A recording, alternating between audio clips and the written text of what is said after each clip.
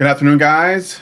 Welcome to Honey Badger Arcade. It looks like I chose the worst possible time to actually do a live stream because I'm competing with side scrollers, and I think it's going to be it's not going to go over well for me, but it's okay because I'm hoping that the thing is that I'm not all that concerned with, I guess, like how much internet cred I get for this or whatever, but rather what I want to do is try to inform people on the tactics and the ideology behind what we are dealing with.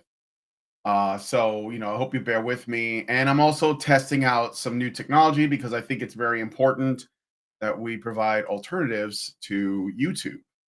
And so this is coming from the kind of new, pretty new Rumble Studio, which sort of acts like a cross between StreamYards and Restream. For those of you guys who are streamer knowledgeable, you might know about these things. So StreamYards is essentially like, like a hosting website platform, and you can it's what most people use. Like the side scrollers use it as an example. John Delarose, and a lot of people use the StreamYards, which basically lets you bring in guests, kind of like the old Google Hangouts did from back in the day, which when I was doing GamerGate 1 stuff and I was a Doge instead of Vivian James, we use Google Hangouts for all of our, meetups and hangouts with people. So this is Rumble Studio. It acts just like StreamYards, it looks like, which is kind of cool. And it's also allows me to multi-stream. So I am currently streaming out to Rumble, YouTube, Twitch, and Twitter, or X, as the cool kids like to say. And so yeah, I'm basically trying out the platform, but it's not just about that. I also have something I would like us to go through together. This could take a little time. So I have a show over on Badger Live Streams later on, and that's around 4 o'clock. We're going to be responding to a video, but this is my baby. This is the kind of thing that I'm very interested in, that I'd like to talk about. So, oh boy, Allison's bombarding me with messages. It's not serious people. Couldn't control the discourse. Sorry, I'm a little bit distracted. So yesterday, I was on a channel called Wick TV, and I think we shared a link to it in the Honey Badger Radio Discord server if you are interested in checking it out. And there was a 6-panel discussion, and it was basically posing the question: does leftism make women crazy, or do crazy women get drawn to leftism? Kind of a what do you want to call it? It's kind of a baity title, like it makes a lot of presumptions. And the discourse went about as well as I expected, to be honest. One of the things that I see a lot, and this is something that I got to make a point about, okay? People make this mistake of thinking, whatever happened to no BS YouTube? Johnny Ortiz, I see your chat there. What do you mean no BS? I'm a little confused. I'm not sure what you mean. Let me make sure that I'm going out on YouTube right now. So there's one thing that kind of sucks about this, by the way, is that even though I can schedule my streams in advance, yeah, I see I am live. Even though I can schedule my streams in advance on Rumble, it doesn't actually let me like schedule it so that there's a warning that something is about to, like there's going to be a show. I can't, and I don't like that about Rumble. Maybe I'm doing something wrong, but it does do it for Rumble. Like on rumble.com, my stream was there and it said upcoming, right? But for YouTube, it doesn't say anything until I go live. So I don't know if that's like what that is. But anyway, so yeah, I don't know what you mean by that. Johnny Ortiz. So if you can clarify, I'd appreciate it. But I am watching the stream on YouTube to make sure it's working okay, and it seems to be fine. Bingo card. No, see, that's another thing. Like with Rumble Studio, I have a lot of limits on what I can show. So like normally I stream with OBS, and OBS has so many tools and really interesting plugins and really cool ways of like interacting with the audience that none of these other programs have. But this does have one other feature that is kind of cool, which is I can invite people on to talk with me.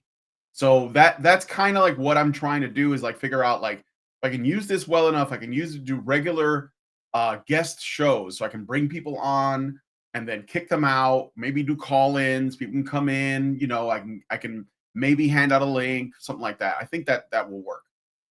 So that's one thing that I can do that YouTube and OBS doesn't let me do, but I do have something for that called Video Ninja, which is a sort of, I can share the link out, but it's a little, let's say it's a little sloppy. Like it works well when it works, but it's not really good for like taking calls and then people leaving and then new people coming in. It's sort of like you have to set it up in advance. It's what I use right now to do my shows over on Badger live streams with Allison, Karen, Hannah, and Mike.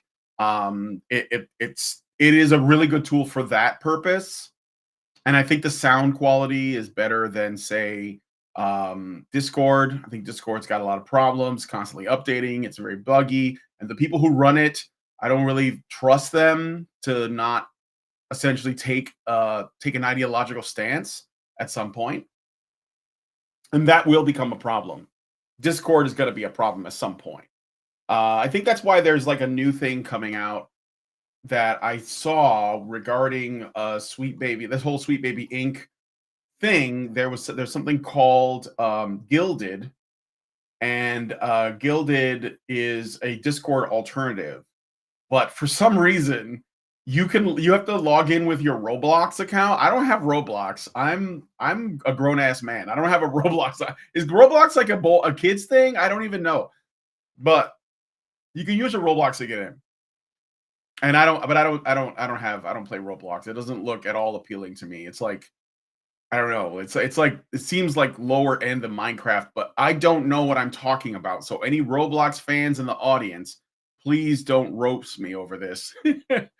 Don't tase me, bro. I'm just saying, I don't know what Roblox is. But anyway, so I did this stream yesterday. I was talking to these Wix people, or yeah, on this Wix TV, and I can get you a link if you want to watch it yourself.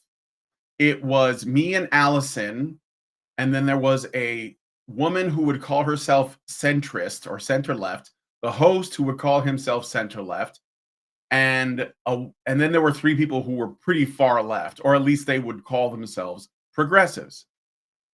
Now, my argument, my case would be that all of that I just told you is kind of meaningless. It's kind of meaningless because I've already said this many times. The left-right dichotomy doesn't make any sense. I know people like to use it. I know that people get really angry with me when I say, you know, this is a useless approach to talking about like essentially, you know, policy issues, culture, values. You know, it doesn't help to be like, I'm such and such. This is my identity, you know, because it just isn't the reality for the majority of people.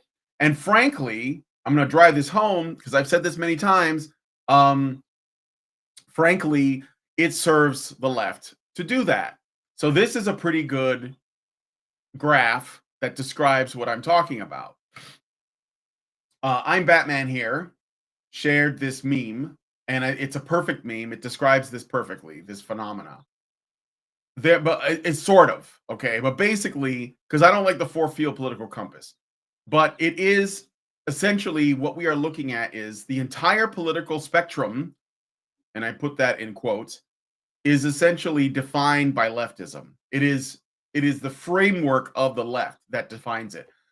And I mean, when I tell you these people sounded really crazy, they really did. Like they thought that the left, like I made a list, right? I was like, well, let me write down all the things that you guys, I asked them at the beginning of the top of the show. We're supposed to be talking about women. The question was, Um, are crazy women drawn to leftism, or does leftism make women crazy? Okay, that was what the topic is. I believe the answer is a bit of both, but I don't like the word crazy. I think what it is women's nature, women's proclivities are easy to exploit by leftists. So, you take a woman's desire they prioritize security over freedom. They want to feel safe because they're biologically wired to want to feel safe so they can raise children. So if you offer them that, there are two ways they can get it. They can either get it from a man or they can get it from the state. And leftism is statism. So leftism offers the state.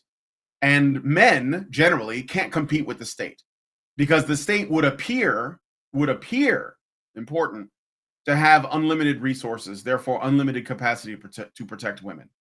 But it really doesn't have resources. It actually steals resources from its citizens, most of whom are men. Men are a net, like they are they are the ones whose money is basically being redistributed to the masses, most of whom are women. So the state acts like a middleman and a parent and essentially gives women allowance, and it takes it from men, right? So men can't compete with that. So, and of course, if you told a woman this thing, a leftist woman in particular, from this perspective, like the way that I said it, she would get angry because the assumption would be that she doesn't want to be seen as a child, and there'd be this whole stuff about you're treating women like children, and you're taking away our agency. But it's like, yeah, but you did that to yourself. You vote for this, right?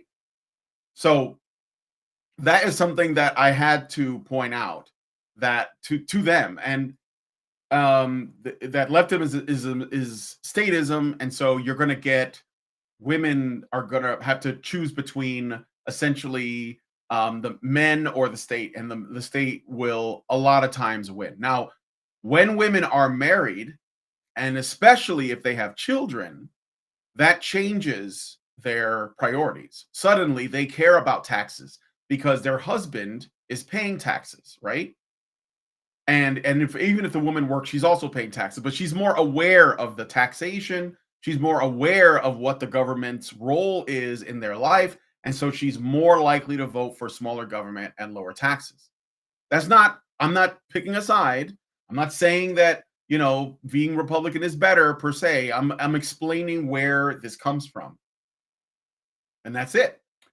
And I thought it was a very, that I didn't make that argument till later because I didn't speak until later, but I was listening to the other people, especially these leftists. There was this one guy, I swear to God, he was from Australia. He had a curly mustache, like he literally waxed out a curly mustache. He had glasses. He looked like your typical he looked like a stereotype. And the thing is, I don't think that's a stereotype. I think that's normal. Like I think that's what like leftist men look like. Like that's hipster men. That's just what they are. Like when I first saw Vosh, I thought the same thing. He had a man bun and the and everything. And I was like, is this real? No, it is. This is not a parody. This is what they look like. This is what they are. So and it's fine. Like, I mean, that's it's a choice, I suppose, but it is what it is. I'm sipping coffee, sorry. So we were talking about that, and what I observed is that there was this became a conversation about what the left is and what the right is. And so I asked these guys, I asked the whole panel. I said, what are the qualities? If you had to define leftism in 3 words, what would they be? Three values, 3 central descriptive terms that say this is the left. And they said equality, progress, like progressing to a better world, right? Tolerance, inclusion. Like these are the words they use. I got a few more than that, but it was like equality, tolerance, inclusion, progress, progressivism. And I was like, okay, those all sound like good things. Those are the good things. Like, I mean, I'm not saying that I think that they're good. I'm saying you believe these are good qualities and they are the qualities of leftism, right? And they were like, yeah, yeah. And I was like, okay, now if you could give me 3 or 4 terms that describe rightism or right wing ideology, what would they be? And they were like, what did they say? They said, um, essentially dominance, hierarchy, greed, violence, oppression, racism, so it was a bunch of negative things, right? And I mean, at first they were when I asked them, they gave me some like sort of middling, like they're religious, they're what did he say? They're community oriented, they're hierarchical, like they patriarchal, right? And they're independent, like pull yourself up by the bootstraps. But they didn't say it that way. They said it in like a way that seemed a little bit more diplomatic, right? And I was like, okay. And I knew, like in my mind, I was like, you're being really careful with your words here because you don't want to paint this in a black and white fashion. So what I'm going to do is I'm going to write down what you said, and then I'm going to listen to the conversation, and I'm going to listen for buzzwords, like anti-conservative buzzwords and pro-communist buzzwords, and I'm going to put them down. And sure enough, like within a half an hour, we were talking about how conservatives are white supremacists, how conservatives are misogynistic and patriarchal, and capitalism bad, and guns are bad, and the reason why men commit suicide more is because men tend to be right-wing, and right-wing people like their guns, and therefore guns kill men, and it couldn't possibly be anything else. It couldn't possibly be that men have problems, right? And that they commit suicide. No, it's access to guns, right? And then the real kicker is how much these people hate Christianity. And when I say this, I don't mean they hate religion. I mean they hate Christianity specifically, because they don't mention Islam, they don't mention Judaism because they don't want to get canceled. They only go after Christianity, and they were saying the most ridiculous things, like that. We were talking about mental health, right? Because this was about women being crazy, and they were like, well, the right thinks that mental health is like demonic possession and all these like crazy superstitious things. Like it's like right-wing people don't go to psychologists. And the assumption is that all right-wing people are not just Christian, which is a falsehood in and of itself, because there's plenty of like atheists and agnostic and Jewish and Muslim people on the right. But there's also like it also assumes that they're like a kind of crazy, like medieval age, fundamentalist, insane, like Christian, like that thinks that science is not real, and the world can't be measured only through God, right? And they were and all of them believe this. All these young kids believe this, and I wasn't surprised, but I was surprised that Allison didn't see how absolutely ridiculous that was. But I think that is what it is, and I think the education system did that. I think that's what education does, man. So like it makes children, it makes people crazy. It teaches them the absolute most insane things about our world. And specifically like how absolutely, like, I don't know, lethal the world is, like how dangerous it is. And it's like, man, like if you're terminally online, then maybe that's a problem, I guess. But like I don't see it. Like I don't. Like go out and touch grass, you'll be fine, right? But anyway, that was crazy, but it's not surprising to me, because I do think that this is the issue. Leftism creates a constant state of existential dread, and people feel the need to fight against it. That's why there's a revolutionary spirit at the core of it, and women in particular are going to be moved by this, but not if they're with a man. Not if they're in a marriage and they're secure. And this is why the issue of women being crazy on the left or on the right, because women on the right are, well, not, or the non-left. I'm going to say the non-left.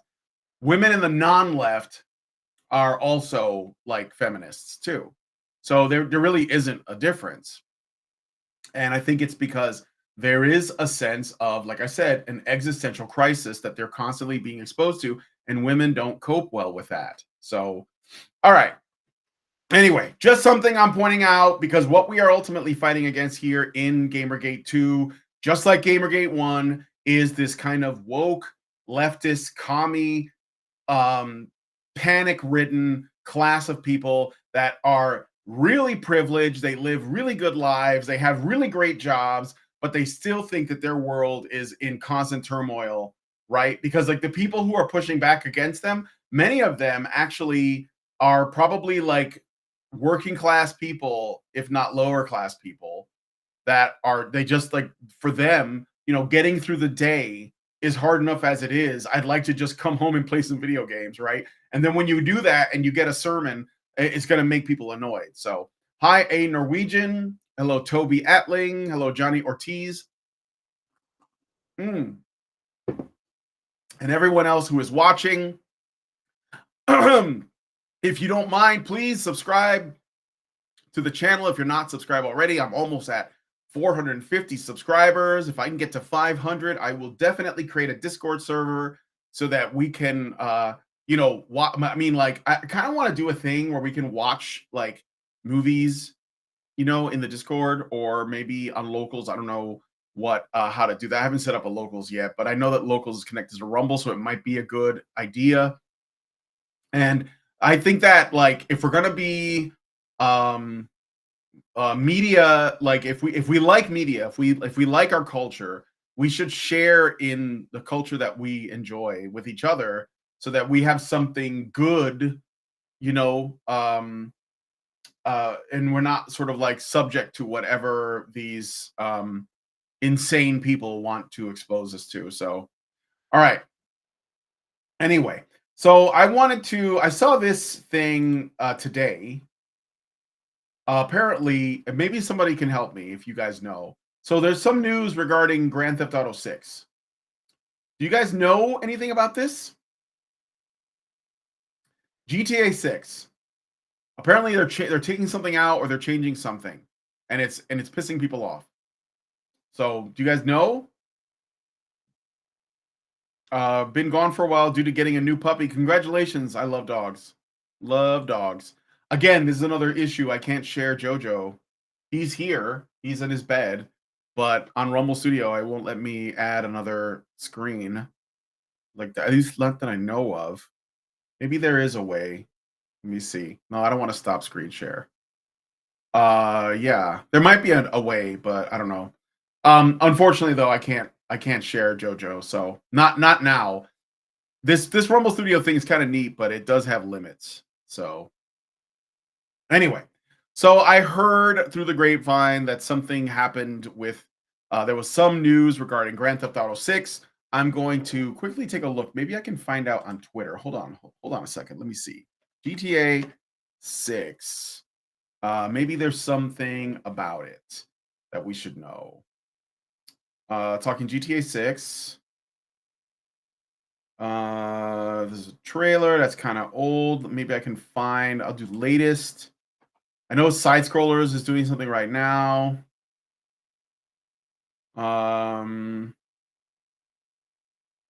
Whoa. Let's see. Just looking. Not seeing anything else. Oh, I can't shoot. There's some comments in Spanish. New York City got an earthquake before we got GTA 6. Yeah, I'm not really seeing anything, but there is some. I guess there is some news. Maybe it's because of a delay in the release. I mean, GTA 6 is probably going to take a while to come out. Let's be honest. I'm not super excited for it. I actually not interested in Grand Theft Auto games. I played 4, and some people say that was probably the worst game for like a first experience, but it's just not really like something I'm into. Harry Pierce says, are they going to make twerking minorities immune to damage like the children in Skyrim? I don't know. It's a good question. All right, no, let's get to the main event. Fuck it. Let's just jump into this because I can't be on this forever. So I got this podcast, and it's called Spawn on Me. and they've been active for 10 years now. And it's worth pointing out, you know, the worst people in this industry are the ones that get promoted the most. And think about like how it would affect your mindset if you believed that you were oppressed for being a minority or being a woman or being, LGBTQ or whatever, and you still like rose in the ranks. You still like got, promotions and good jobs and opportunities. Imagine like what how would you rationalize that? How would you rationalize I'm a woman, therefore I'm oppressed, but right? But I still got like all these kudos and I got this job and all that. What would you think? I mean, like someone with a normal brain might say, "Oh, well, maybe it's not true. Maybe I actually earned this, and maybe I'm actually like I got here on merit, and the whole narrative about me being oppressed because I'm a woman or because I'm black or whatever, maybe that's a lie." Or did they say, "Wow, I managed to scrape my way to this position in life despite all of the obstacles. So that means I should probably be doing better." Like if I was white, I'd be like Trump or something. What do you think? I mean, am I like off the mark here? Because I think that there is the reason why these people tend to be so entitled and so smug, despite the fact that they're doing better than most of us. So I think they are, although their position as media media figures or influencers or whatever, it is a bit like trepidatious. Like it's not as stable as say an electrician or a truck driver. But why do you think? I mean, does it make sense that they might have that mindset? Like, I barely made it as like a Kotaku journalist, or a podcaster. And these people, they get lifted up, man. Like they get like the best guests on. They're able to get on like famous people. They get, like voice actors for video games. I've seen, guys like Matt Mercer will be on there. And a lot of times these voice actors, they're woke too. So they're kind of like in the same, club together and they share ideas. This is why the concept of the Whisper Network is absolutely real. This is what unfortunately got that comic book artist killed or got him to commit, seppuku at least. So, just something I'm thinking about. Norwegian says, I lost interest after GTA 5. Yeah, I played the fourth one. It was okay. I the thing about open world games is they can be a little too big. So I kind of like lose interest. I really enjoyed Elden Ring though. I think that there is a way to do it well. Elden Ring is great. It is great. But even then, if you had to ask me, like, it's not my favorite From Software game. I think that still is more between Bloodborne, Dark Souls 3, and Sekiro. But it is a really solid game. It might be that for me, open world games can be too much game. And a lot of times they're like just a bunch of empty space. I don't know. I think we experimented with it just fine. I prefer games that are a little shorter, or maybe they have more replay. Like I like Helldivers a lot. I think that's a pretty good way to do it. I enjoyed Metal Gear Solid 5, which I guess counts as an open world in a way. But yeah, I mean, I don't know. It's just not my thing. But anyway, all right, let's they can't allow themselves to see the truth or their world comes apart. Yeah, exactly. Let's listen to some of this podcast with Alissa Mercante. Okay, here we go. And super excited to have everyone here. It has been a minute since I've gotten a chance to do a show. It's been extremely busy with me running around the world trying to get things done. I came home from vacation, then went to GDC, came back home, got real lazy, and was like, yo, I don't want to talk about video games no more anyway. So this is perfect, but it's great. We get a chance to come back, commiserate, have some really great conversations, and know that this is going to be a pretty fun show. I've been waiting for a while to get our guest on and come rock with me. And with all the energy that has been on the internet over the past couple of months, there is no one better to have on to talk about what is happening in the world of the internet but my homie senior editor from Kotaku. We have Alissa Mercante coming and rocking with us this week on the big show. What the deal be, Alyssa? How you doing? How's things? So you guys might know Alissa Mercante is the woman who wrote the Kotaku article about the Sweet Baby Ink Detected, and she has been absolutely a real one, I guess, in terms of like how she's been portraying herself and in her fights with Grums and stuff. And people keep acting like they're really surprised at how like low these people are willing to go, but none of it is really surprising. You know, like I said many times, this is like an ideological problem. These people, and actually, I have a lot of pity and sympathy because I do think that it is a thing that like they've been brainwashed into, that they don't, and one of the things that's super appealing is this idea that they can feel morally superior to everyone, and that's kind of where this comes from, you know. And that's where you get these ideological purity tests, or this purity spiraling, where it's like, you know, what, like, let's just use feminism as an example.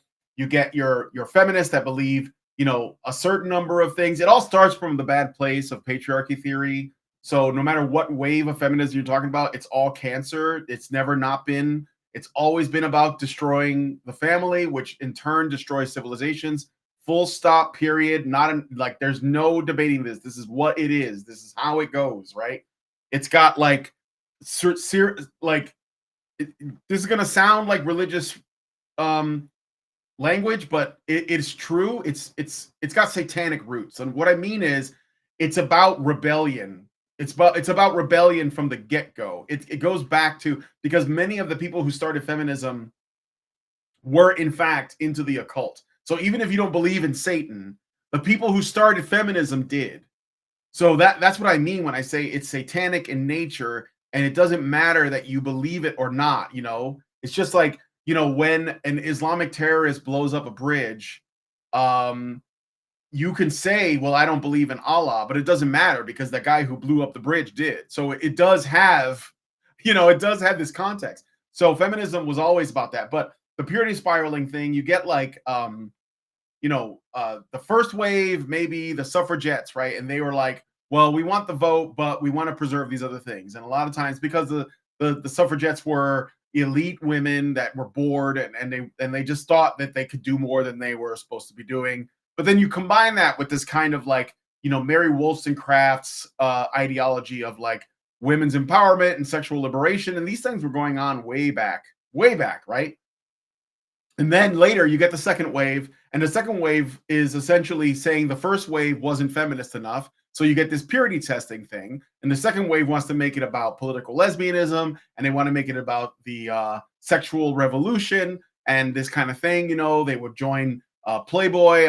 Hugh Hefner was part of it. CIA was part of it. It was all like, you know, there's a bunch of rabbit holes there. Then you get like the the Weather Underground, and they were like terrorists and they were communists. And I mean, feminism in a way is always going to lead to communism. So it's not like these things are unrelated, because it's all Marxist as well, but it predates Marx even from like a long time. And then you get into the third wave, and you know, that's going to be like, we're gonna redefine gender itself. We're going to make it flexible. So these, and then that means that all the older versions of feminism become obsolete. But worse than that, they become like a kind of like the new force to rebel against, right? This is why people who are like people like Anna Kasparian, for example, are considered like far right now by people who were her allies. It's not irrational when you understand the purity spiral is inevitable, and that's what leftism is. Like, it's all, there's never enough liberation, there's never enough of the revolution. We always have to continue until we get to what they call the end of history. So Alissa Mercante is like a queer sex worker turned Kotaku. Like, no, like this is like a bio. There was like somebody rolled random on the bio and got that. But at the same time, it's predictable because that's what these people are. Like she's got the, you know, college haircut, the problem glasses, the nose ring, the tattoos. It's just not. And then she's got like the overly sexualized T-shirt. Call me daddy. I mean, and she's probably like the least appealing person. Let's be real, right? Toby Alting says not just rebelling, but also wanting to remake man in man's image, in their image. Yeah. Okay, let's play some more of this. So I want you to know who Alissa Mercante is. And of course, they're trying to get Grums, that's Mark Kern. They're trying to get him banned from everything. They're trying to cancel him completely. So what up? How are you? I'm chilling. First of all, thank you so much for spending some time with me today. It's been a really interesting couple of months. I have been a big fan of your work across many years with the work that you do. I think you really have a fantastic eye for the news and really do bring some really great angles to some of the conversations that we see within the gaming space. So I wonder how much, I wonder how much Kahlief Adams got paid to give this really softball interview. Who the hell is a fan? Like, is there any journalist that only writes that you are a massive fan of and you follow their work very closely? Like like I don't even follow the people I like that closely. Like, you know, I don't know. I like Tim Pool overall. I've met him a couple times. But I don't watch everything he puts out. I'm not like on his website, you know. I just occasionally see something that interests me, and I watch to see what his take is going to be. For the most part, I think he's a fence sitter, but I think that he's starting to come around. Actually, the Steven Crowder business with the divorce is waking Tim Pool to a lot of stuff that I'm really happy to see. And I mean, I don't know what counts as a journalist these days, anyways. Like I like Lauren Chen. I think she's all right.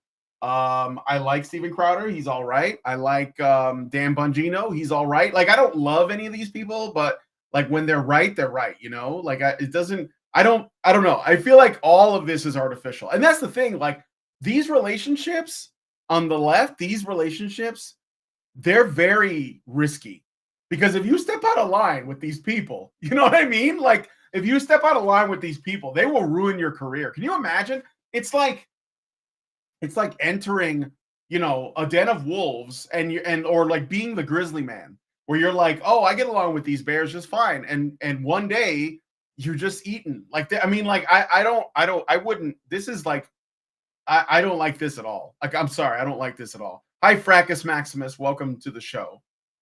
All right, let's play some more. I am super excited to have you on with the dopest Call Me Daddy shirt.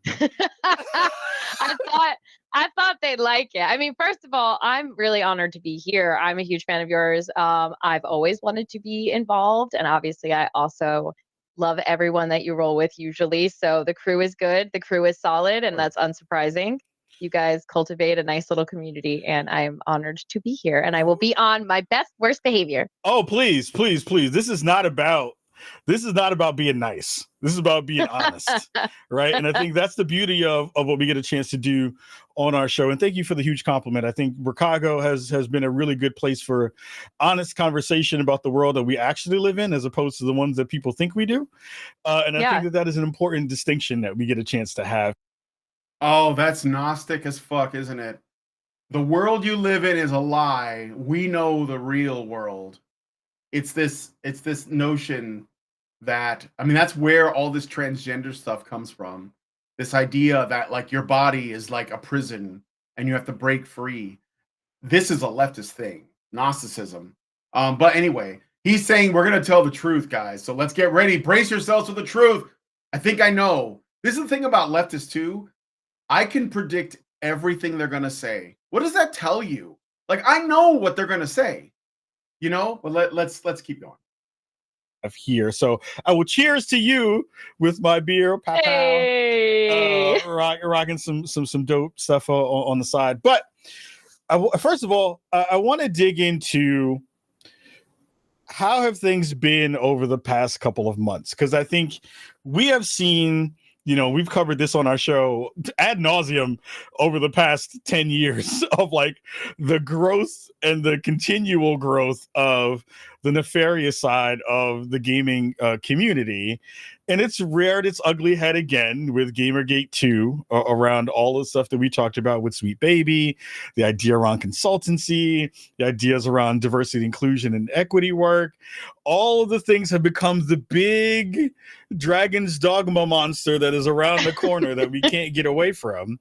But I want to know about how you're doing. I think we remove that part from the equation often because we're all public figures, we're all doing this work, but in the grand scheme, we're all human beings trying to figure it out and work through the world and doing the work that we want to be able to do.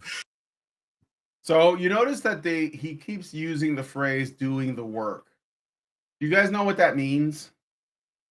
The work is praxis. Praxis is essentially like trying to move the needle towards progressivism, trying to essentially indoctrinate people.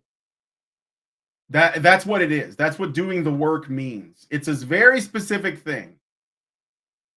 It's a very specific thing. And it is basically saying, when they tell you we're doing the work, what they're saying is the act of enjoying your hobby takes a back seat to the message. And when people like for example, pivot to Critical Drinker or Gary from Neurotic, when they comment on the message, I don't know if they know this, but they seem to think that it's an accident. Or maybe they think that these people are unknowingly doing this.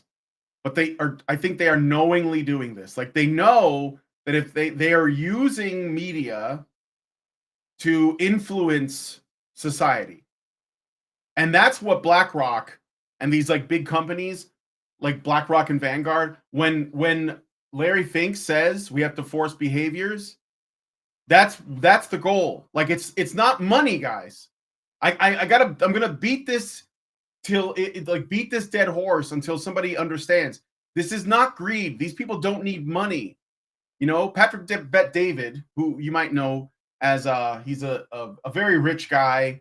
He runs a podcast called Valuetainment, and he was talking with it was either Chris Cuomo or Bill Maher, I can't remember, and they were talking about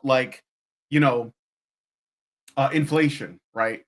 And Valuetainment, the guy Patrick Bet David, said that his money is safe. Like, he's not, because if you're really, really, really rich, then the money won't hurt you. Like, if it gets printed into oblivion, because you're going to have it invested in so many different places. You're going to have your hand in so many pots. The people it affects, and Patrick Bet David was aware of this, right? The people it affects are people like you and me, like normal people that have maybe they have a checking account only. Maybe they have a little put away in savings. They're just trying to get through the day. These people are completely divorced from that reality. And so, like, the guys at the top, what they want to do, I think that when you get enough money, it becomes not enough to be happy still. And what you then want is power. Power is better than money. It's way better than money. It's infinitely better than money. Because money, again, can lose value through inflation and borrowing and all that. But if you have power to change society, then that's more addictive than cocaine. I remember reading somewhere that power is more addictive than cocaine and heroin.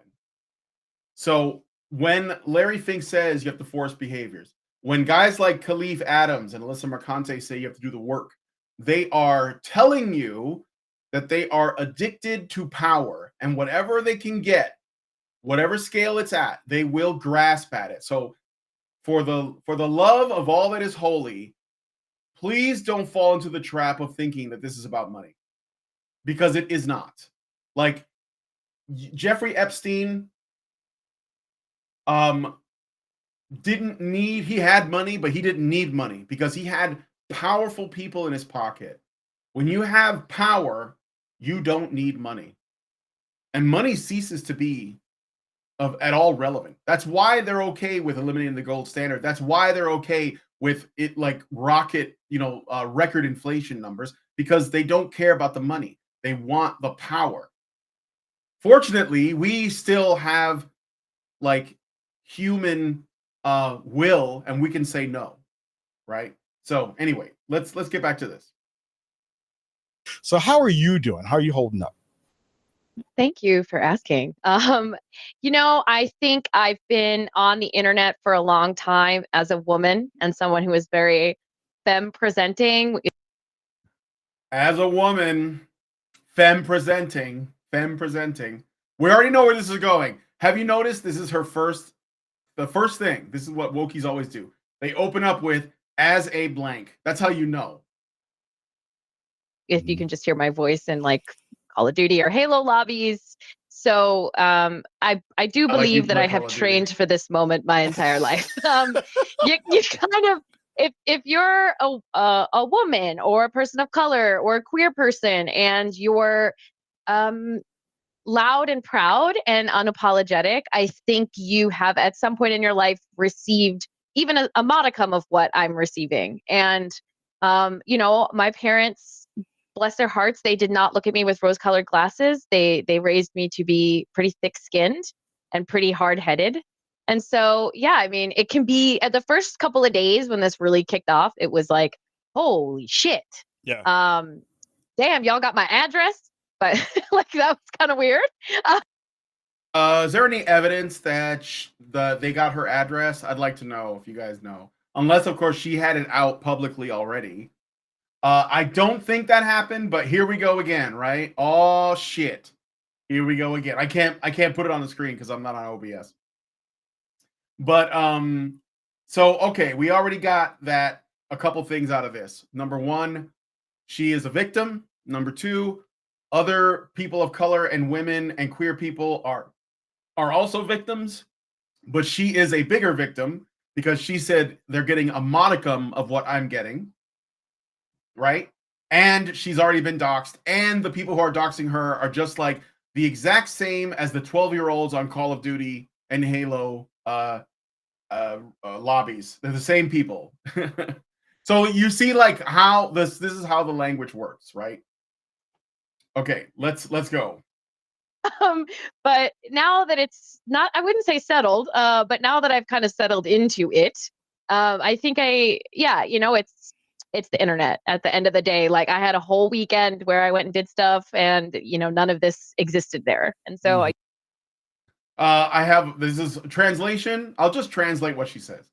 I have a life unlike the chuds on the internet who never get off of Twitter. I have a life outside of this. Therefore, I'm a better person. You just kind of have to remember that sometimes. Doesn't mean it doesn't piss me off. Yeah. But it does go, away. So the weather was beautiful this weekend, guys. I know. Like it was funny because I was like, don't touch grass. I have the weird thing of, I do a lot of work in the social media space, and it's one of those things of like my phone is always with me, and I'm always trying to not pay attention to it, especially when like we all know. In the grand scheme of like when you've thrown a flame, a Molotov cocktail into a space, right? We all know we're not stupid. Like we understand how the internet works, but we also know that like at a certain point, whatever. Translation. I am also addicted to the internet. That's why I always have my phone with me. And even though we do intentionally antagonize, the fact that you respond to what we have done proves that we are right. You say is going to inflame people in ways that are super wild and just like out of nowhere that this stuff is happening. But it does personal. Feel like, we've lived through, both of us, in different ways, right? Of like what GamerGate 1 was, how it manifested, and how it continued to, if you think about the timeline of the space, how it's continued to be the like river of slime Ghostbusters 2 that has kind of gone under gaming for a long period This of is time. me making a nerd reference But to prove my nerd I want to cred. hear your thoughts about like, Also, I don't know this what GamerGate version was. felt different? Has it felt especially special in the way? Well, a lot of folks are special, but like, has it felt very special or different in a way in comparison to the first version of it, in the way we're kind of seeing it now?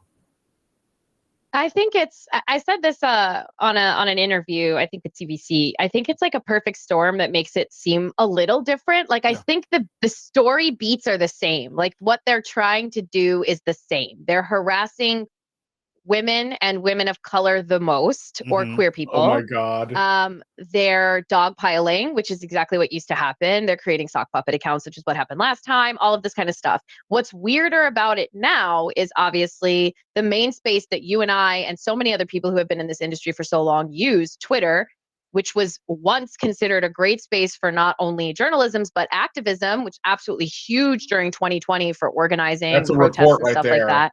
Yeah, so so Twitter used to be a good place for activism. The work. What does that mean? That means that back then we controlled the conversation. Now it's a free speech platform, or at least more of a free speech platform than it was. I know that some people still have issues with some things on Twitter, but it's way, way better than it was. And she hates that because leftists believe that their ideas are just the good ideas. As I said already, their ideas are just the good ideas. All right, let's play some more.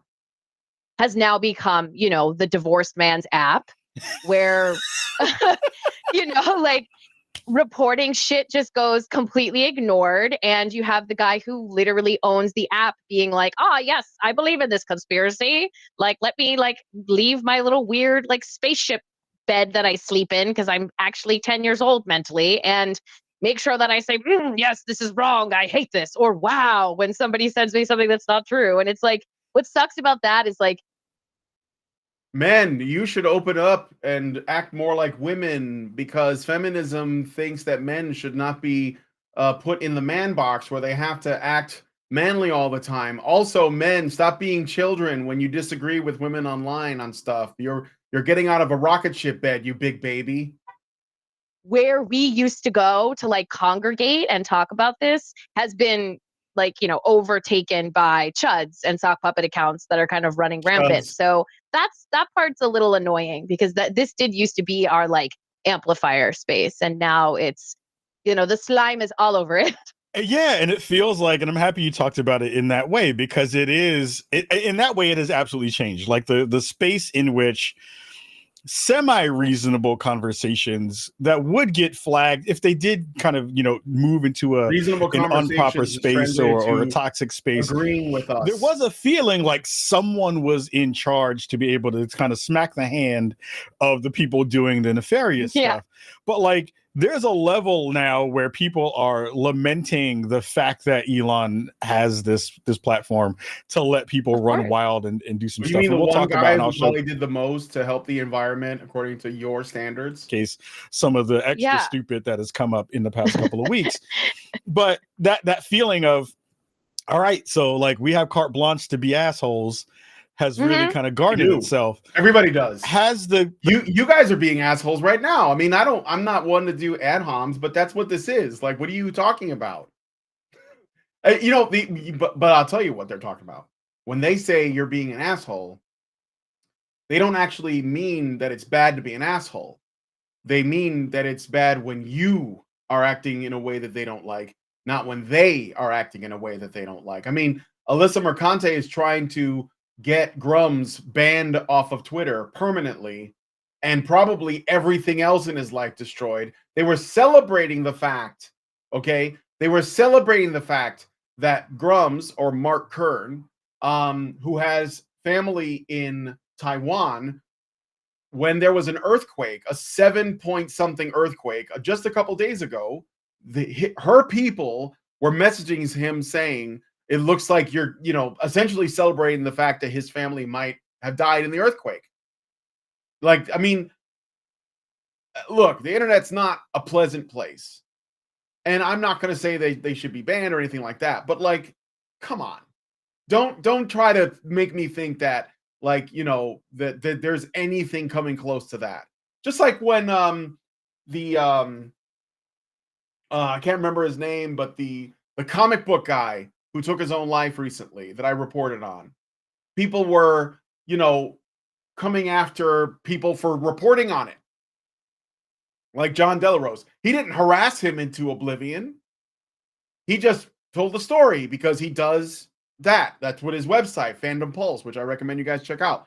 fandompulse.com. Shameless plug for John Delarose. Shout out to John. And they're basically saying that he has blood on his hands, even though he's not the one who canceled the guy. Ed Piskor, okay? He's not the one who made sure that he couldn't work again. He's not the one that did that. These people did that. They did this to Alec Haloka. They do this to their own people all the time. The conversation hasn't changed, though. And No. I feel like that has been really profound when you look at all of it under the microscope.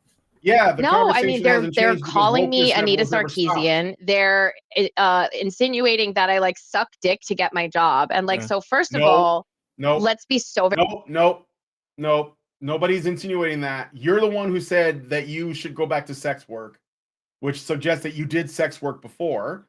But I don't think anyone's saying that you only got that position because you suck dick. But she is going to report something else right now that I think is interesting. Very clear. Kotaku has been, since I have been there, run by women. Right. So I'm not. Shock and awe. Kotaku is run by women. Well, that explains everything. It's like, it's essentially woman moment, the business. Not sucking dick to get my job. If anything, I'd be doing something else, which I do also do, to be clear, but not to get my job. So it's the same thing. Cheers to that. So I'm a lesbian and I celebrate this. She's like saying, don't suggest that I'm a whore. Also, I'm a whore. I'm not saying that. She's saying that, right? It's funny because now they're like, cheers to that. I eat pussy as a woman. I mean, I guess. Like, if you want to be vulgar, go ahead. Thank you, Zaranx. Zaranx gave a... Can I display these on the screen? I can't display them on the screen. But Zaranx gave a Rumble rant. Thank you, Zaranx, so much. For $5. Fucking A, dude. Love it. The irony of a useless individual calling someone who's had ties with it is responsible for some modern day conveniences, which is responsible for people being able to make money to feed themselves. Yes, the irony, right? I'm going to give you, I can't do display, but I will give you a sound effect for this. So, do you take sugar? You take sugar? No, thank you, Turkish. I'm sweet enough. All right. If you guys know what that quote is from, put it in the chat, and I will give you a Vivian wave for that. Okay, let's play some more. Hey, eating coochie. Anyway, it's just frustrating because it's the same stuff. But this brother here is a little pathetic, and I'm kind of sad. Like, dude, black men. I don't know if you know, but feminism is destroying destroying your entire population, guys. It's destroying your entire population. You need to do something about it, or there's not going to be many of you left. It's like, well, especially when people found out I used to be a sex worker, it's like, I tell everybody that you have 2 drinks with me at dinner. And I'm like, they didn't do research. You told us. Like, it's not, you just told us. It's not. So I think it like, what are you accusing them of? I don't know. It's just, you can't slut shame me. I am very happily Nobody's trying a to slutty slut person. shame her. And so I think it's just also really odd to be like, slut shaming women in one breath and then also being like, jiggle titty physics are the only good games. And it's like, well, which one is it? Oh, it's because you don't want women to have ownership over their sexuality. Got it. Oh, right? Really? But that's it. I love it. You know, this is another thing that feminists always do. Leftists, the SJWs, feminists, whatever. They always project, they always lie, and they always double down. And what she's doing there is all 3 of those things. You don't, this is... Like, what is the difference between making fun of someone for having the background or the life of a sex worker, prostitute, let's be real, and wanting attractive, idealized women in your video game. Like, are those things really contradictory to each other? I don't think they are, because gamers would like to meet someone like Eve, but not you. Alissa Mercante. Is she drunk now? I have no idea. Great Endor says Snatch. That is correct, man. Yes, yes, yes. All right, all right, all right. The wildest thing too is like in the same breath, and I think this has been a thing that is I've been not struggling with because I understand the stupid, right? Is the arguments haven't changed. The end result of what people want still hasn't changed from a conversational standpoint from a lot of the folks who we see ride or die for this kind of stuff. Mm-hmm. And the other layer of it is like, you would think that a group of folks who have felt like they have been oppressed for all of these multiple years that they have talked about there being no good games and all the games that we used to play were great in comparison to what we have now are terrible. You would think that after all of those years of seething and being upset and not having anyone have a voice that connects with you, that you would be able to get your language and messaging in a better position. And it still sounds like people who have not gotten past a third grade reading level trying to make a really interesting and reasonable point. How? No, it's because they've been censored. They've been lambasted. They've been doxxed. They've lost their jobs. It's because you guys run everything. I mean, like, this is the funny thing about leftists is that they actually have power. The reason why they're so pissed off at Elon is because he made this one concession that he was going to make Twitter a free speech platform, or at least make that the goal. And they think that this means that they have no power, but they're the ones preventing conversation. Also, they're not listening to anybody. They don't hear people out. Like, people in GamerGate have been making good arguments since before GamerGate started. I mean, they won't even address the most wishy-washy, like, first level arguments, the ones that Thunderfoot made back in GamerGate 1 when he was responding to Anita Sarkeesian. So he's literally refuting something that doesn't exist. He's refuting something that doesn't exist. And he's pretending like, oh, well, if you'd only, and you know what this also boils down to is it's not about like what you said, it's how you say it. That's what they're saying right now. I'm gonna play some more. How has it been to kind of work through the dumb? Because like it's not even reasonable stuff to even like poke at, to be like, well, let me try to do the work of finding where the potential, not even middle ground, but like where's the nugget that we're gonna pull from this to really like do some good work. Like, what has it been like to kind of see that not be different in that way? It's so frustrating because I think like the article that I wrote was intended to be like, here is literally what's happening. Right. And, that's all you can do from a journalistic standpoint. Like me in this capacity, I am talking to you as senior editor of Kotaku, but I am not writing on Kotaku. So like, obviously I'm talking about eating clam and people being fucking idiots. But like in that case of that piece, she's so gross, man. Like, why? I don't want to know about that. I don't give a shit. I don't care what you do in your bedroom. This is the thing about these people. They don't want to be left alone. They don't. They want you to like celebrate them. It was like an incredibly professionally done piece. Like everything that you're supposed to do, you did, and all the boxes were checked and we had 3 different people read through it and we made sure all the bases were covered because we knew if there was a perceived hole, they would pry it open and flood it. Yeah, right. Yeah, and even then, I think it's just you cannot have good faith conversations with people whose basis for why they're angry is already rooted in a bad faith situation. Right. And I think you can see this sort of like reflective surface that they look at when they make these arguments with you, because all of the things that they say we're doing are what they do. So, obfuscating the truth, like they're like, you harassed somebody. I'm like, okay, hold on. reporting on a publicly listed Steam page and the Discord channel and the people who are in it and blurring out their names and not sharing anybody's personal info is not harassing or doxing anybody. I don't know if you know that. Finding my home Pretty sure that doesn't actually, I don't think that's what they were claiming. The thing is that Chris Kindred was the one that was calling for the group to be removed and Kabrutus Rambo to lose his Steam account and for the Discord to be shut down. I think that Alissa Mercante is only guilty really of misrepresenting the arguments on Kabrutus Rambo's side and acting as though they're engaging in conspiracy theories, which is what the left always does. You know, it's funny, like in the conversation I had yesterday, I think it was yesterday. Yeah, yesterday when I did the WIC TV thing, they were saying that conservatives, and this is of course their, you know, let's not get into what they mean by conservative. It just means not them. That's the truth. But they would say conservatives are conspiracy theorists, you know, when it comes to things like the jab or you know, what was it? They were talking about things like demonic spirits causing mental illness, and you know, they pray to the Sky Daddy and all this other stuff, right? QAnon and whatnot, Pizzagate, pedophiles like being led into the southern border, which is totally happening, but whatever, they're framing it wrong.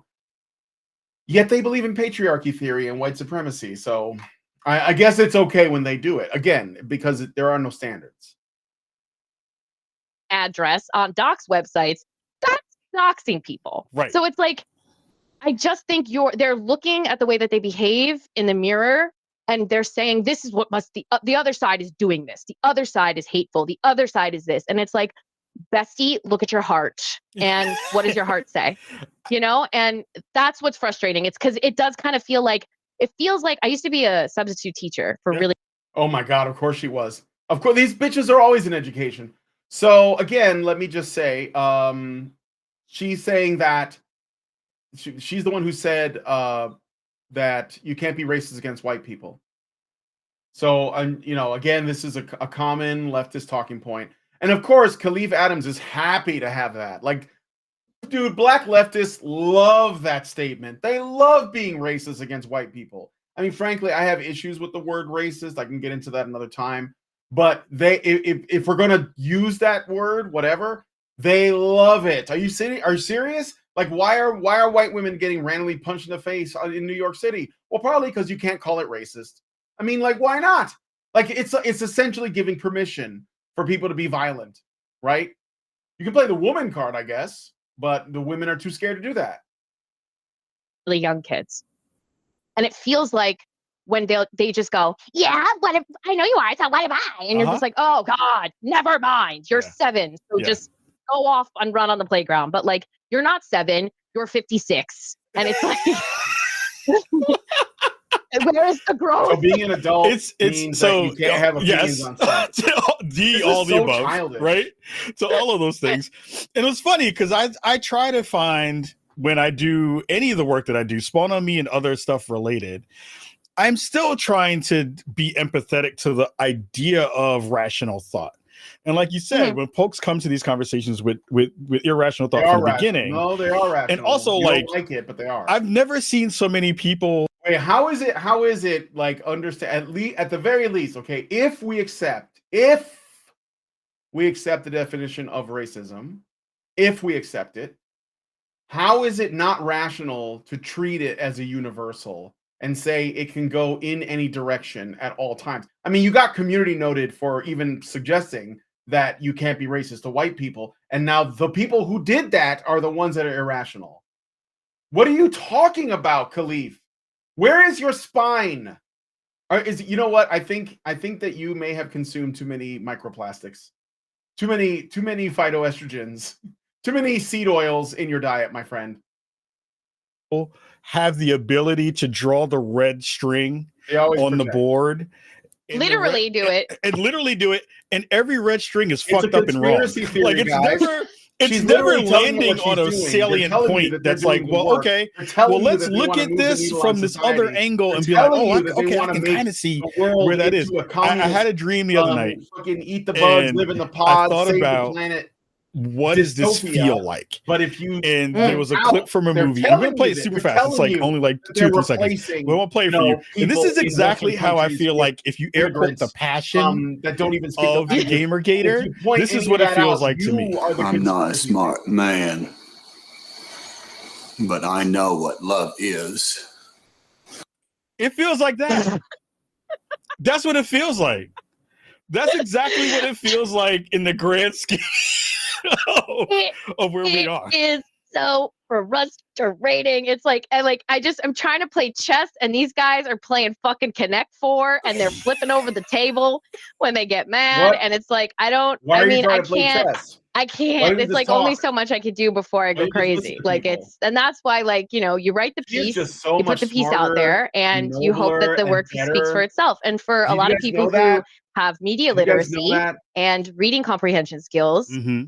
and know the history You know that surrounding she's a this and the better culture person than surrounding you this, are? it did speak for itself, and for people who believe that chemtrails are teaching us to get vaccinated, and then I can't help you. Whatever I wrote, it wouldn't have done a damn thing for you. So God be with you, sir. Godspeed to all the gumps out there doing what they need to do. But it was So she was trying to help, guys, but you guys just weren't ready. You're not ready because her IQ is way too high. Am I saying that I'm better than you? I guess I'm going a little further than you are. Yeah, I'm fucking better than you. Okay? Much better than you. You are garbage. Absolutely. ends up being this thing where I'm always looking at the conversation too. Like when I get hit with stuff, I look at it and I'm like, I've been the asshole who's been going back and forth because I have this weird bug in my mind that's like, I need to say the honest thing out loud, which is bad for me. I don't need to do that anymore. But it does feel like every potential thing that has been said throughout this whole conversation, the leaps of logic have been the funniest. Like, I have it in my little lower third, that ESG BlackRock money. Like, all of this stuff is in here. It's like one small jump away from gay frogs. It's always, it's like the Alex Jones gay frogs thing. Oh, no. Oh, Alex Jones. Invoke the Alex, guys. It's, of course. Like, if you, okay. So what he's trying to say is that the idea that BlackRock and Vanguard are backing this stuff up financially is ridiculous because he's not seeing a check with Larry Fink's name written on it. And therefore it's not happening. Like, it's why don't I have a check? You know? Yeah, they're not giving you money personally. They are invested in the companies that own your company, right? They are invested in those companies and they nudge certain ideological like perspectives, like you know, for example, this is why there is, by the way, and I can throw shade the other way too. This is the reason why there is a Conservative Inc., right? Like people talk about Conservative Inc., Daily Wire, The Blaze, Prager University. They can have things that they say that I agree with that are rational, but they are still supported by a kind of establishment that wants to preserve a certain message. Like they want to push their ideas, but they're only going to fund like the companies or the groups or whatever, invest in the organizations that are going to push these ideas with certain caveats. It's about nudging in small ways in a certain direction. And people who are not in lockstep with that system will get sort of like, you know, cast out or ignored. This is why guys like Mark Dice, you guys might know Mark Dice, you know, he can only exist as a complete independent operator. People like Styx Hexenhammer, he could probably get a job, you know, with like, I don't know, with one of these Conservative Inc. outlets, even though he wouldn't call himself a conservative, but I digress. That's a ridiculous rabbit hole that we don't have time to get into. So instead, he operates independently as well. Razor Fist operates independently as well, right? He can make appearances, but he's going to remain an independent agent. So Alissa Mercante works for Kotaku. Kotaku used to be owned by Gawker. They are now owned by somebody else, but they are still owned by a gigantic conglomerate. And that conglomerate is likely getting money. No, it is getting money from BlackRock and Vanguard because they own most of the media, okay? And they can, from the top down, essentially nudge, like say, well, we want you guys to talk about this or this, right? And you need to like move in this direction. So it comes from both directions, actually. It's coming from both directions. So it's top down in that way. Yes, BlackRock is absolutely having an influence on journalism and media and television and film and industry and the internet and social media, period. Like it absolutely is. That's not even a question. You're not getting a check from Larry Fink personally, but I'm the child for pointing that out. Like that's not how this works. He's not showing up at your house with like, you know, his wallet and giving you $5 like your grandma. But on the other hand, you are doing the work for him because you've been educated to believe that your positions are just the correct positions. So in your mind, you're like, well, I'm not doing what they're telling me to do. I'm doing what I believe.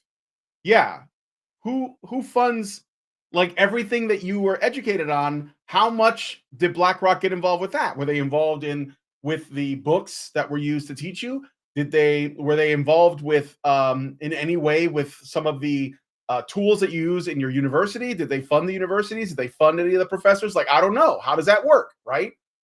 I mean, that's what I'm saying. Like, it is literally the tentacles of BlackRock into so many different things that you don't notice when you're being influenced by them. So when you and you can say that sounds conspiratorial, but you would also be the first person to say, you know, evil corporations are evil because you don't like capitalism, again in quotes. So like what I mean, like, what are we talking about here? Like, it's got to be one or the other, right? I'm agreeing with you on the corporation thing, but you don't like it because what I'm saying is that they're contributing to the wokeness. And they're pushing out a narrative that, you know, frankly is to their benefit, and you don't like that because you don't want to be seen as serving the establishment, but you absolutely are. I mean, leftism is the establishment. You see what I'm saying? They are communist evangelists. Yes, exactly. This is Majority Report argumentation. Yeah. Okay. So let's play some more. So she doesn't think that this is happening, but it's totally happening. It was from the bottom up when you got an education and you grew up in this society, which had all these influences in every aspect of your life, from all the media you consume to every ad, to all your classes, to everything else, all of your entertainment, or most of it.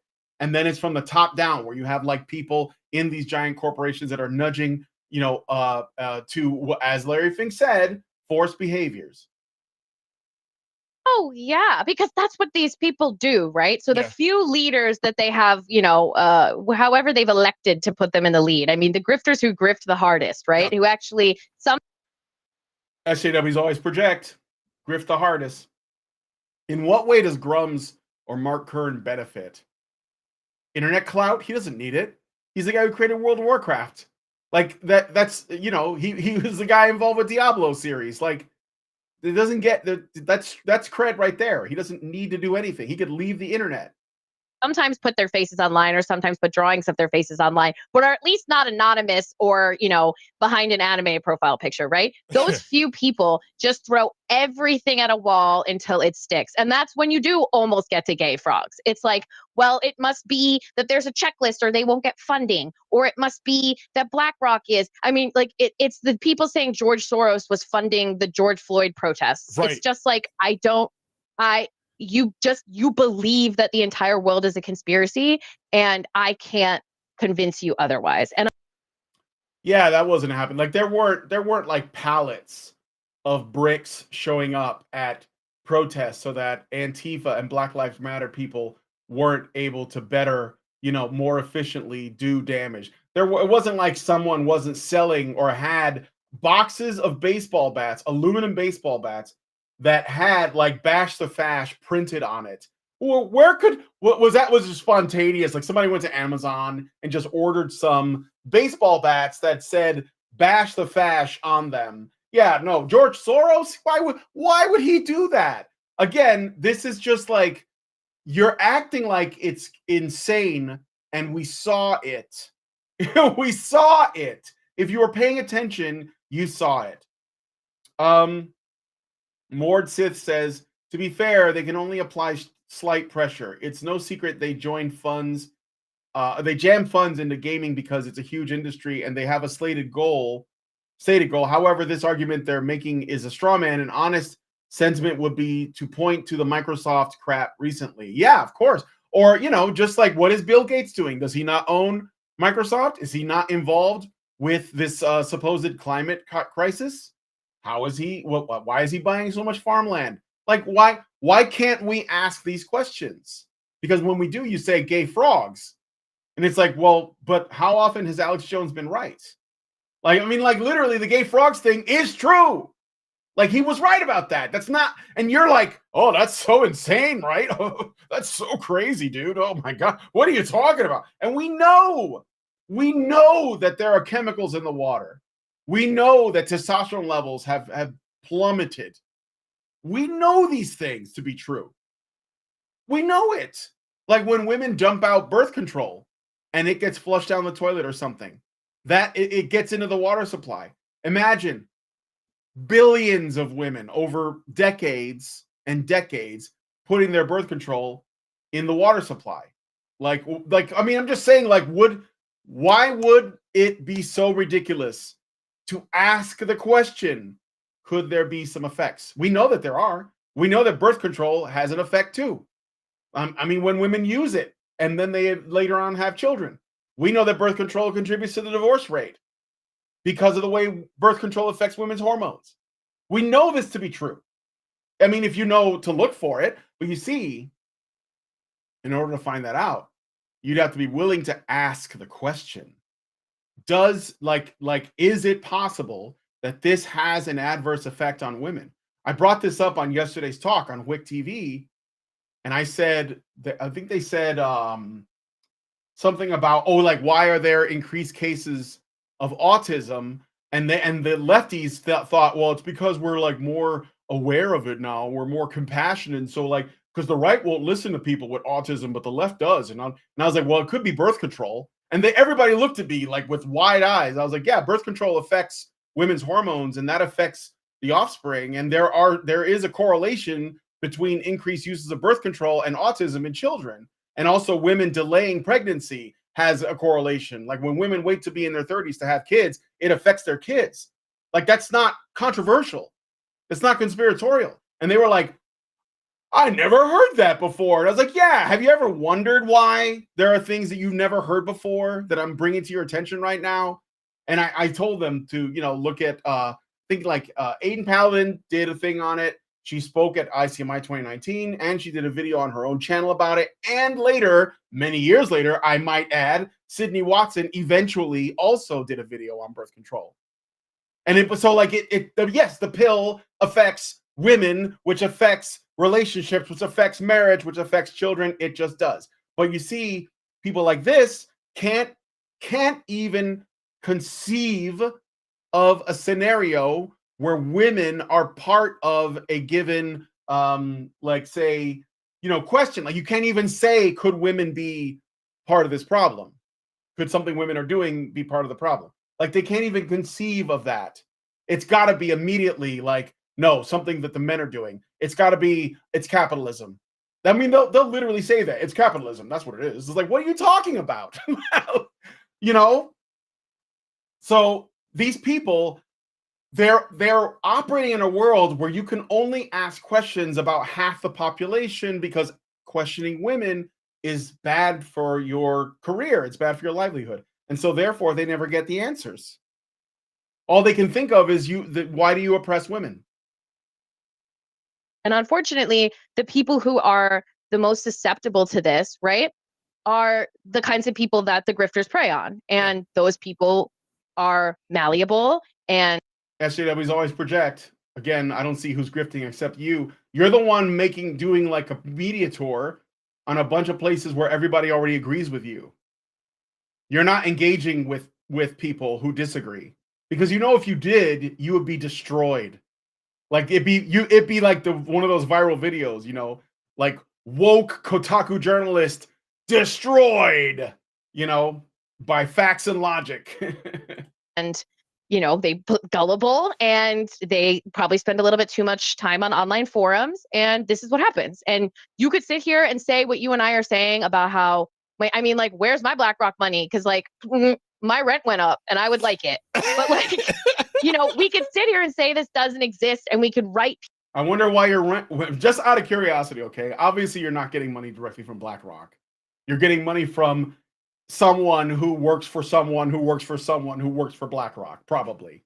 Something like that. So you're not going to see it, But it's like eating an egg and saying, I don't know where this came from, But the thing I was going to say is, if your rent went up, why is that? Where do you live? Do you live in New York? Did you vote Democrat? Is that maybe why? Did you vote for Joe Biden? I'm thinking you'd voted for Joe Biden. Do you realize your money is worth a lot less now than it did even last year? Do you know that? Or are you just I just need to make more money? Do you understand economics? Do you even money? Pieces that show that this is not what happens. And you can have some people who are leaders in the industry, because you guys are still a little bit quiet, say things. And it doesn't matter. It's this belief that everything that everyone says to us is a lie. And again, it's look in the mirror, because that's what's happening. And the thing that I kind of also lean into that I find baffling, right, is the elected leaders of the space, right? Because it is a thing that there's the elected leader layer of it that's always been peculiar. Mm-hmm. Excuse me, that beer just gave me the burps. But the other people who rally around it is also another flavor of it. And then there are the grifters, right? The folks who are ooh, there's an opportunity here to continue to grow my space, to continue to get some of that YouTube money, because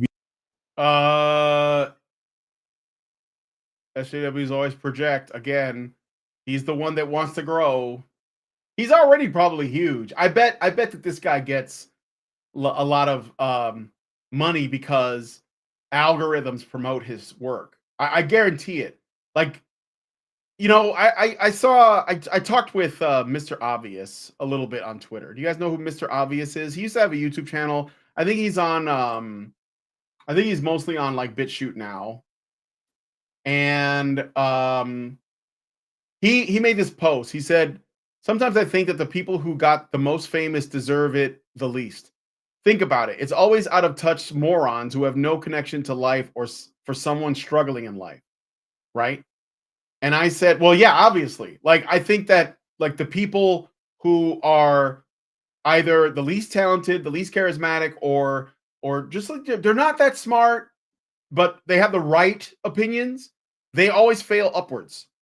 You know what? I can give you an example from the men's rights space. So if you're not an MRA and you're not here for that, I apologize. But I want to use it to make this point, okay? I've been talking about men's issues like circumcision, divorce court, child custody, false allegations, and so many other things, fatherlessness, for over 10 years. And I've been doing it regularly on Badger live streams and Honey Badger Radio, right? Constantly making content, round the clock. I get, and I'm grateful. I like what I'm doing. I think it's important work.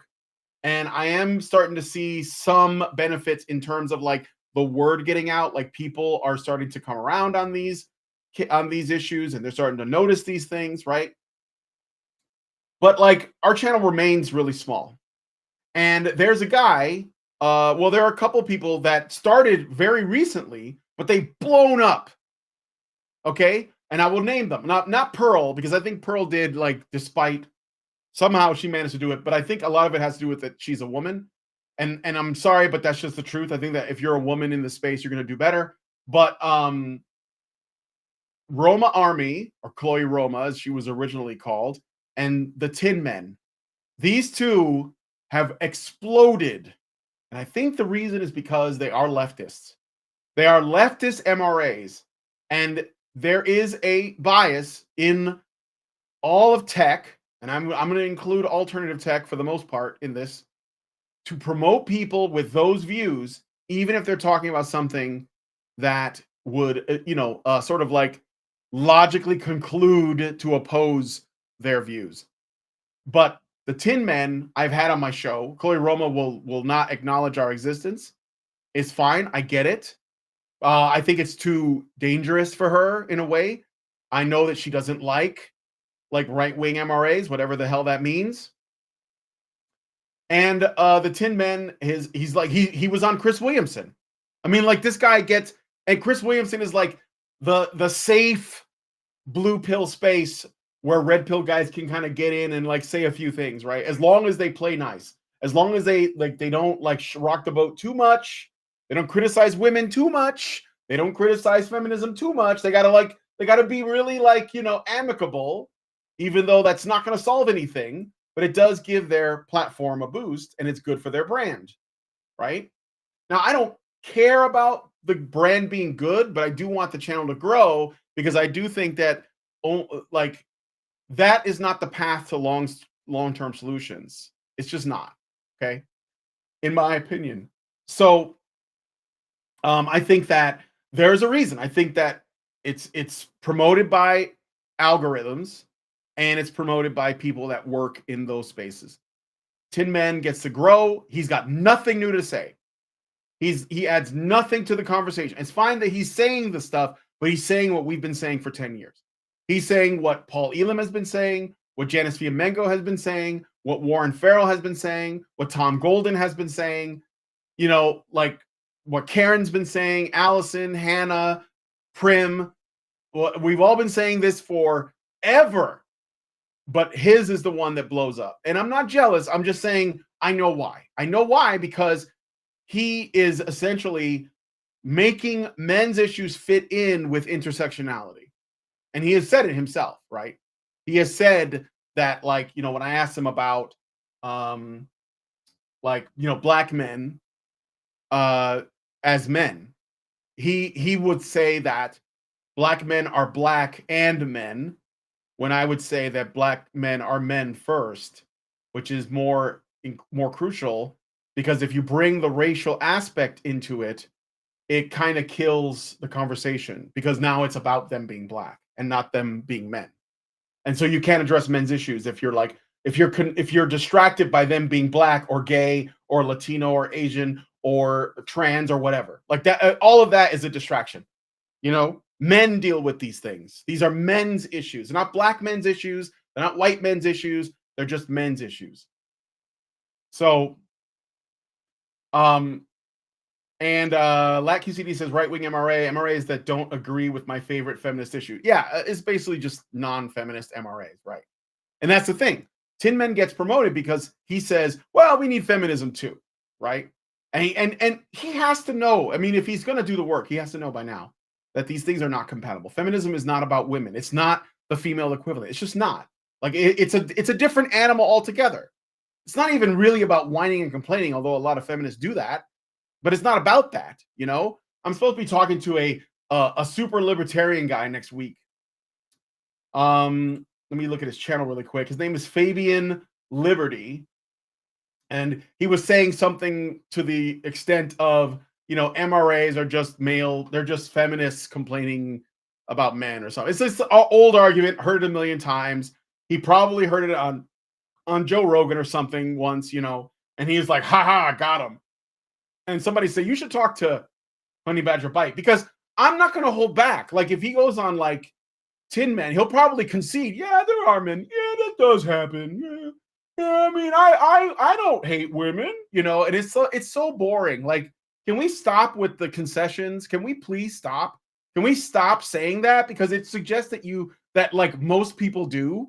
Like, when you say, I don't hate women, I'm an MRA that doesn't hate women, you know what you're really saying is most MRAs hate women, but not me.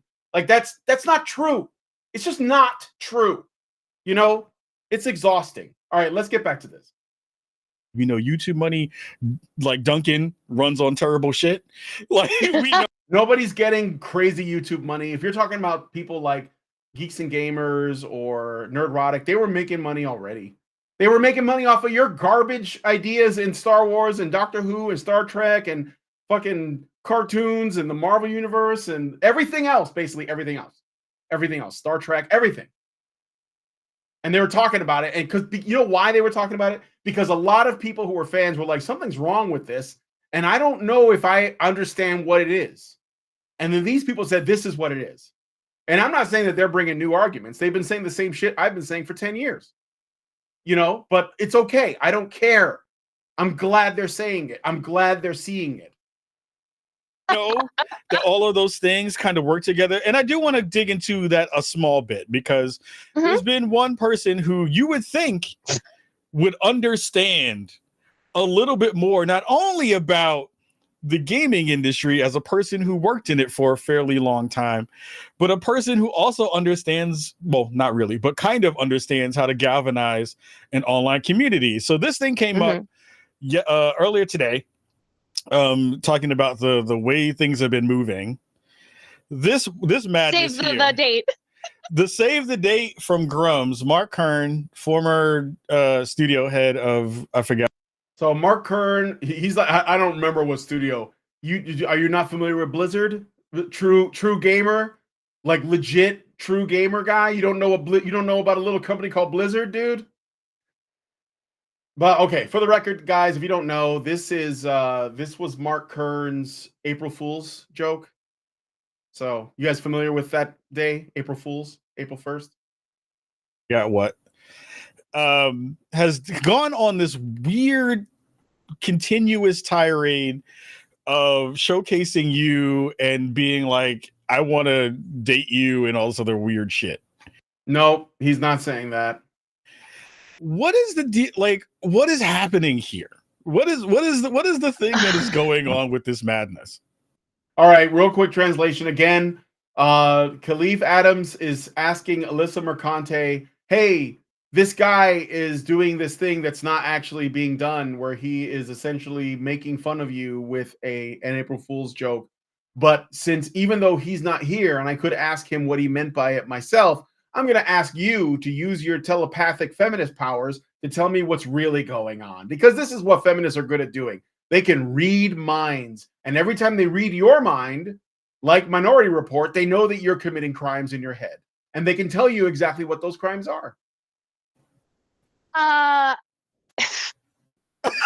mean, crack is the whack. man could, yep, and the man could be my father, right? So let's like everyone like that's fucking weird.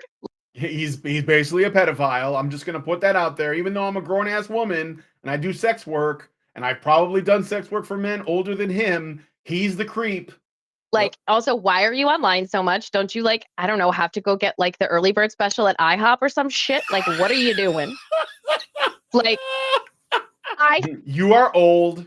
Think this, he is one of their biggest supporters of whatever this is. And I don't like to see people talking shit. And so sometimes I get spicy back with him. And I think he's turned it. I mean, it was a couple weeks ago where he was like, I would never date you. And then the sex worker thing started getting crazy. And then he was, tweeting stuff about that and retweeting edited things of me and tweeting his own face and then acting like because I tweeted his face, I was like showing everyone his face that no one had seen before. And it's like, you just tweeted your face. I just took that pic. Okay. Right. Anyway. No, Alyssa was trying to show his face because she wanted to dunk on him. And she thinks that people who hide behind, or in her mind, if you use a profile picture that isn't your face, you are hiding, even though like Mark Kern is known and he's out there. Like Jennifer Daw, you guys know Jennifer Daw. She was also a game designer, artist, a friend of mine. I love her very much. She's Canadian, very based girl. And lives in Calgary with like where Lindsay lived. And she also uses illustrations for her profile picture. Savvy, who I had on the show earlier this week, also occasionally uses drawings for her profile picture because they're artists. I use drawings. I'm not hiding, but I like the art. The Vivian James picture I use on Twitter, I made that, so I wanted to showcase it. That's all. And I appreciate the symbolism of Vivian James. I think that it's important symbolism for GamerGate. And that's kind of how I am. I think in terms of that, right? When Honey Badger Radio, I created Badger Chan for Honey Badger Radio as a branding thing. You know, I mean, like we occasionally use a little derpy cartoon badge or two, and I think those are all interchangeable. It's not cowardice. She's trying to imply things that aren't there. But let's keep going.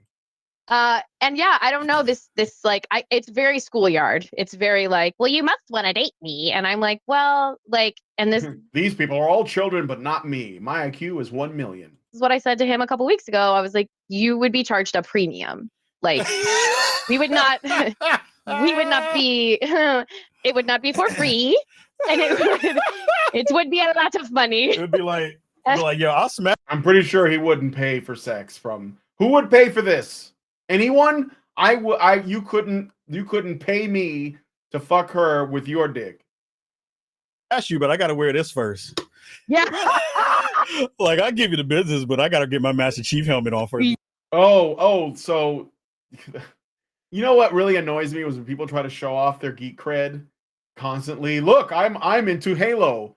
All you're showing me is a really expensive hunk of plastic that only shows that you're making good enough money to spend this on that stuff, and yet you're oppressed because you're black in the game space, which apparently has never happened before. Did you guys know this? Did you guys know there are no black people in gaming because of GamerGate 2? Did you know that? Did you know that?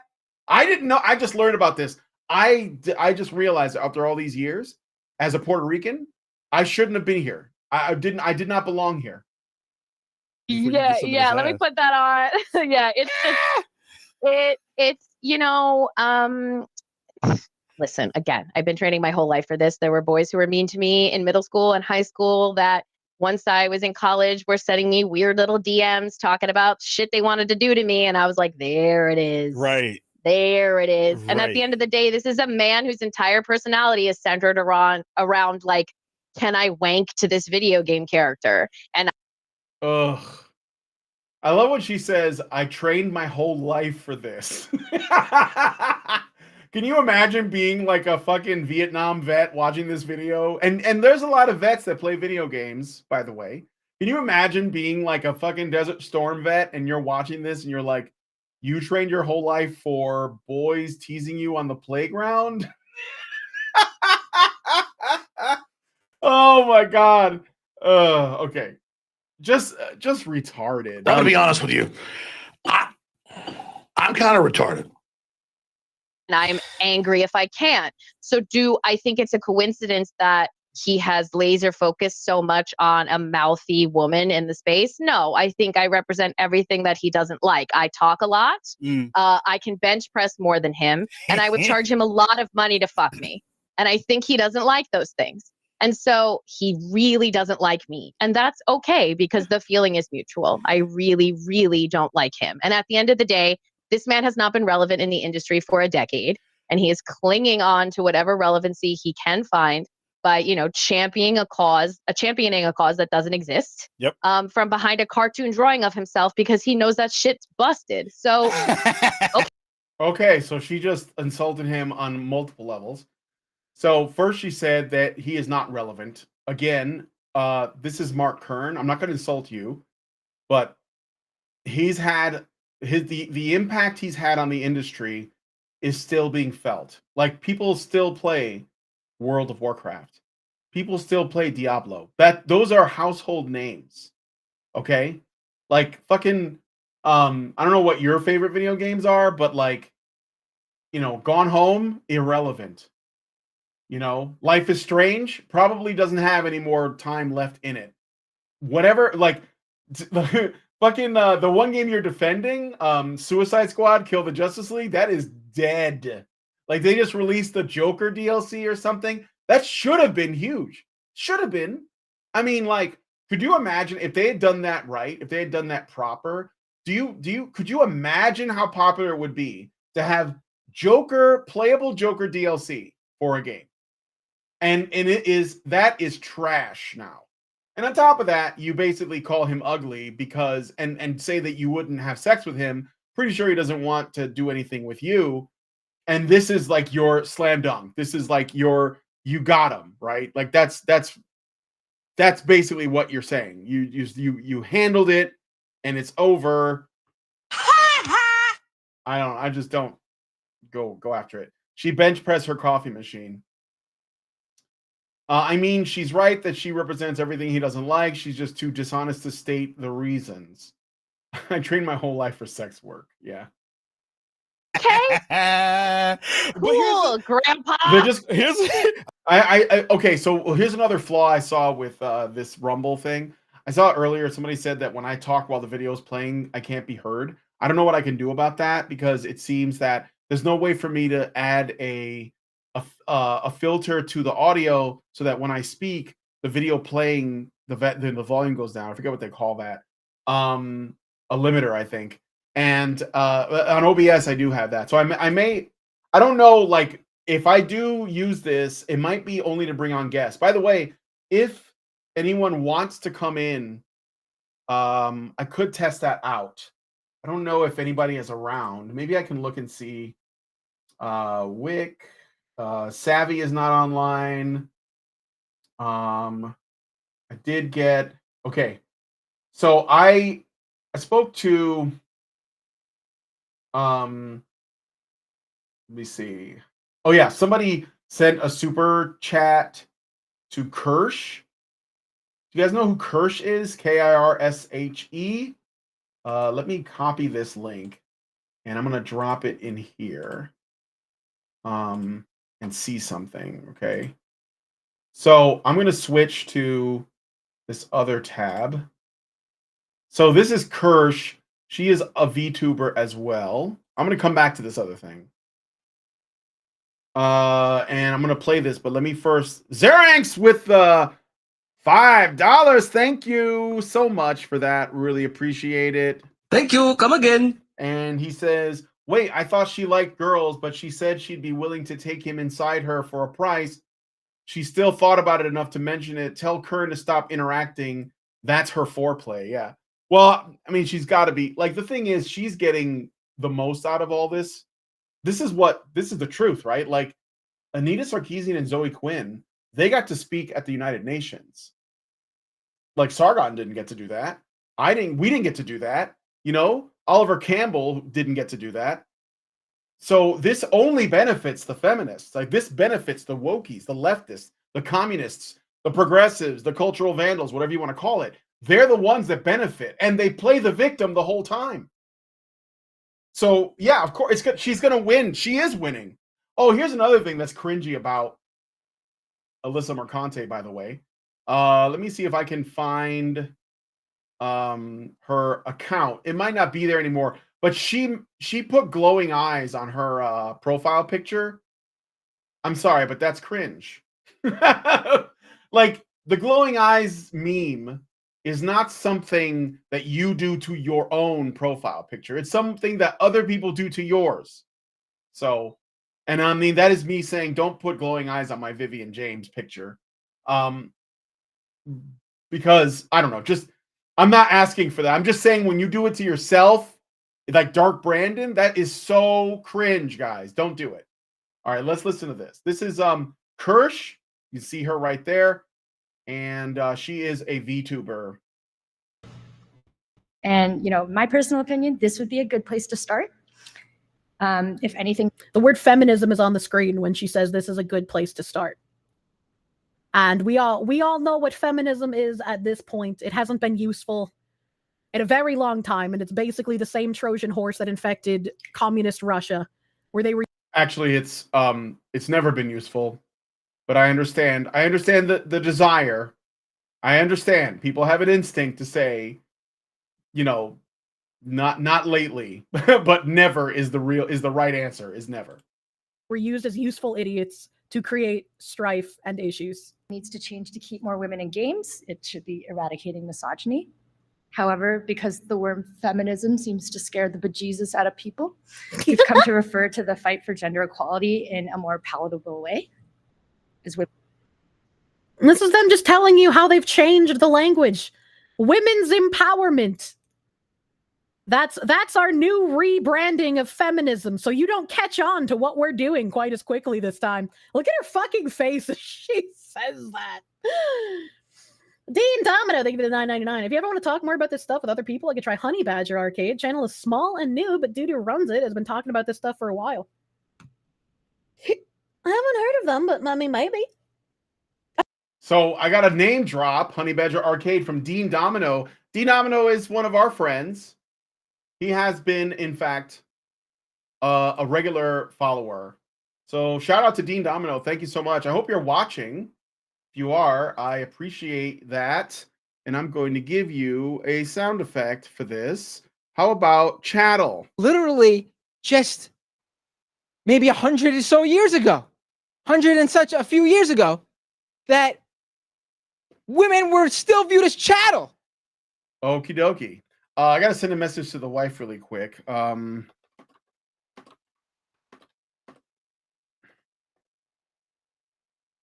Okay. So let's get back to this. I'm going to play some more. But thank you, Dean Domino. It'd be really great to get Kirsch on. I think it would be kind of cool to have two anime profile pictures talking to each other about GamerGate. Although I have to say, like, you know, my heart is with Vivian, but I would totally talk to Kirsch on that. So, I mean, as a person close to get my AARP card, I understand the like feeling like you're losing the juice. But like, it's that thing of like, what the reason I brought that up, not only to showcase the weirdness of it, but it's like, is this your king? Right? Literally, that's what I said. Right. That's is this your king? And I want to showcase some more stuff because I think we have talked a lot about, you know, for people who really hate the idea of hierarchies, they sure do think a lot in the terms of hierarchies. Like, Mark Curran is not the leader of anything. He just happens to be someone who understands the business, knows how it works, and is willing to share the information. That's it. Like, what is okay? I see that there's a lot of people watching. Hey guys, welcome. Please give me a comment. I want to see who's in there. Vivian intensifies. Mord Sith. Thank you. Let me see who is talking. I don't know why it's, I don't know if it's just me, but I feel like I am seeing all the comments. But yeah, thanks for joining me on the stream. It's hard to compete with, like, you know, side scrollers and whoever else is live right now. And I do know, you know, I'm trying to get, I would like to talk to Stuttering Craig because I've been doing this for a long time. And I think that my perspective is slightly different from someone like Dev, Short Fat Otaku, because I am, I guess, I am less leftist than he is. I don't like to say right because I don't think that's a useful way of putting it. But I'm more liberty oriented, like more on the side of freedom, which is what I'm gonna get at right here. I don't think that there should be any restrictions on people's creative endeavors. I think the market should be allowed to decide in every case, full stop, right? So I appreciate you guys being here. Hi, Neat Scholar, Great Indoors, Lat, Ergo Proxy, but slightly different than Dev. Yeah, I mean, like, I don't want to say I'm further right because I don't like the way that, I don't like the language, but I'm not as leftist, you know?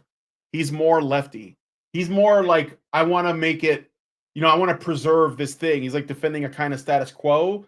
And I think where that comes from for a lot of people is this like desire to be like, oh, I remember when people weren't haranguing me about my hobbies, right? But the truth is that was going on for a very long time. So if you want to go back, you can't go back. That's what I mean. You can't go back. You have to expunge the ideology, not the people. I don't want to do anything to the people, but the ideology has to die. And the only way it dies is if we constantly share truth and we ridicule the people who promote the lies. That's all it is. Let me just message. Lindsay is Oh.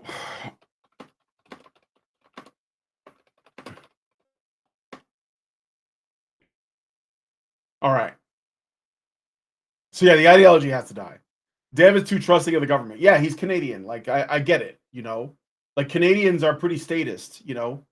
And it's funny because, like, no matter how bad things get, no matter how much of a shit show Trudeau is, Canadians are so like they're so accustomed to the government that they can't imagine a world with not just without it, because I don't think that that's possible, but with less of it.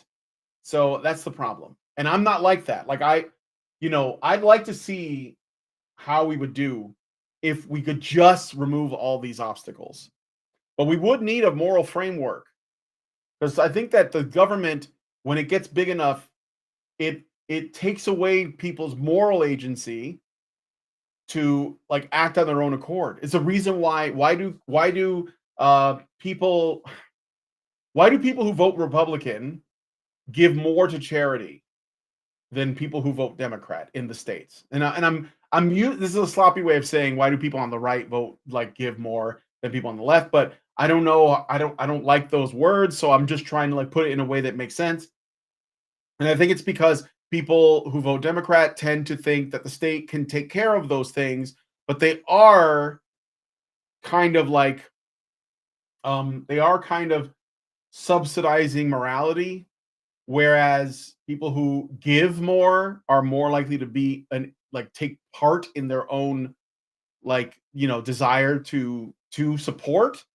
And I brought this up yesterday in the debate with the leftists about mental health, and they said that they basically spun it, and they were like, "Oh, that's because conservatives give to causes that support their beliefs, like pro-life organizations, and they don't actually help people. They don't help pay for gender affirming care or stuff like that." And it's like, so you have a problem with the fact that when people donate, they donate to causes they believe in, and not ones they don't believe in. And yet this is why you think the state should give to the causes you believe in, because then you can force people to give to those things, like literally contributing to essentially castration of children. You're okay with that?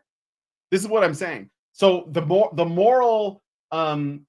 morality of the left is empty because they hate the idea of objective morality. And on top of that,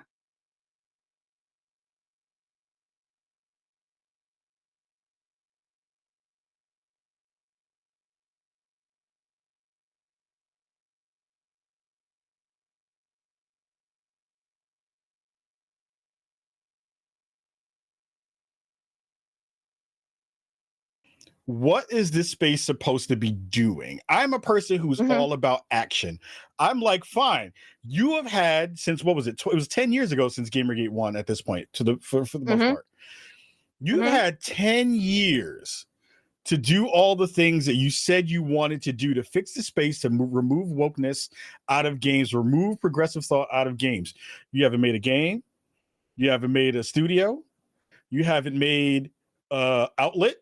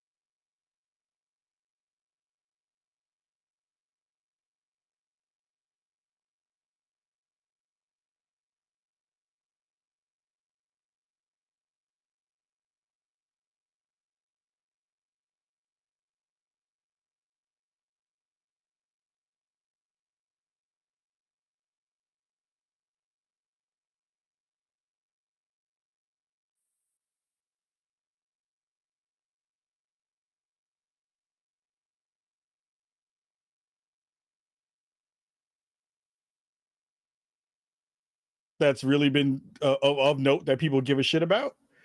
And all of these things that you could have done in the meantime to bolster your idea around what conservative, non-woke gaming has been, y'all have been sitting there not learning how to code like you tell everybody else when they lose their job.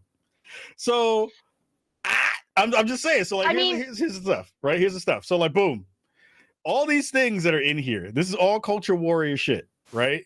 GamerGate 2 just got real. Too real. The BBC and I calling for the final purge. If you're opposed to Baby Inc., the mask is off. This is cultural revolution. It is do or die. Like, okay, right? All right, fine. So then the whole BGG, Black Girl Gamers thing came up. And he had my favorite part, which was name a white male space in gaming. And this is what popped up. Everybody was like, hey, stupid. Like, this is your king. This is the person who's driving this revolution. I'm just testing now to see if this works. Is it working? Hello? Nope, nothing.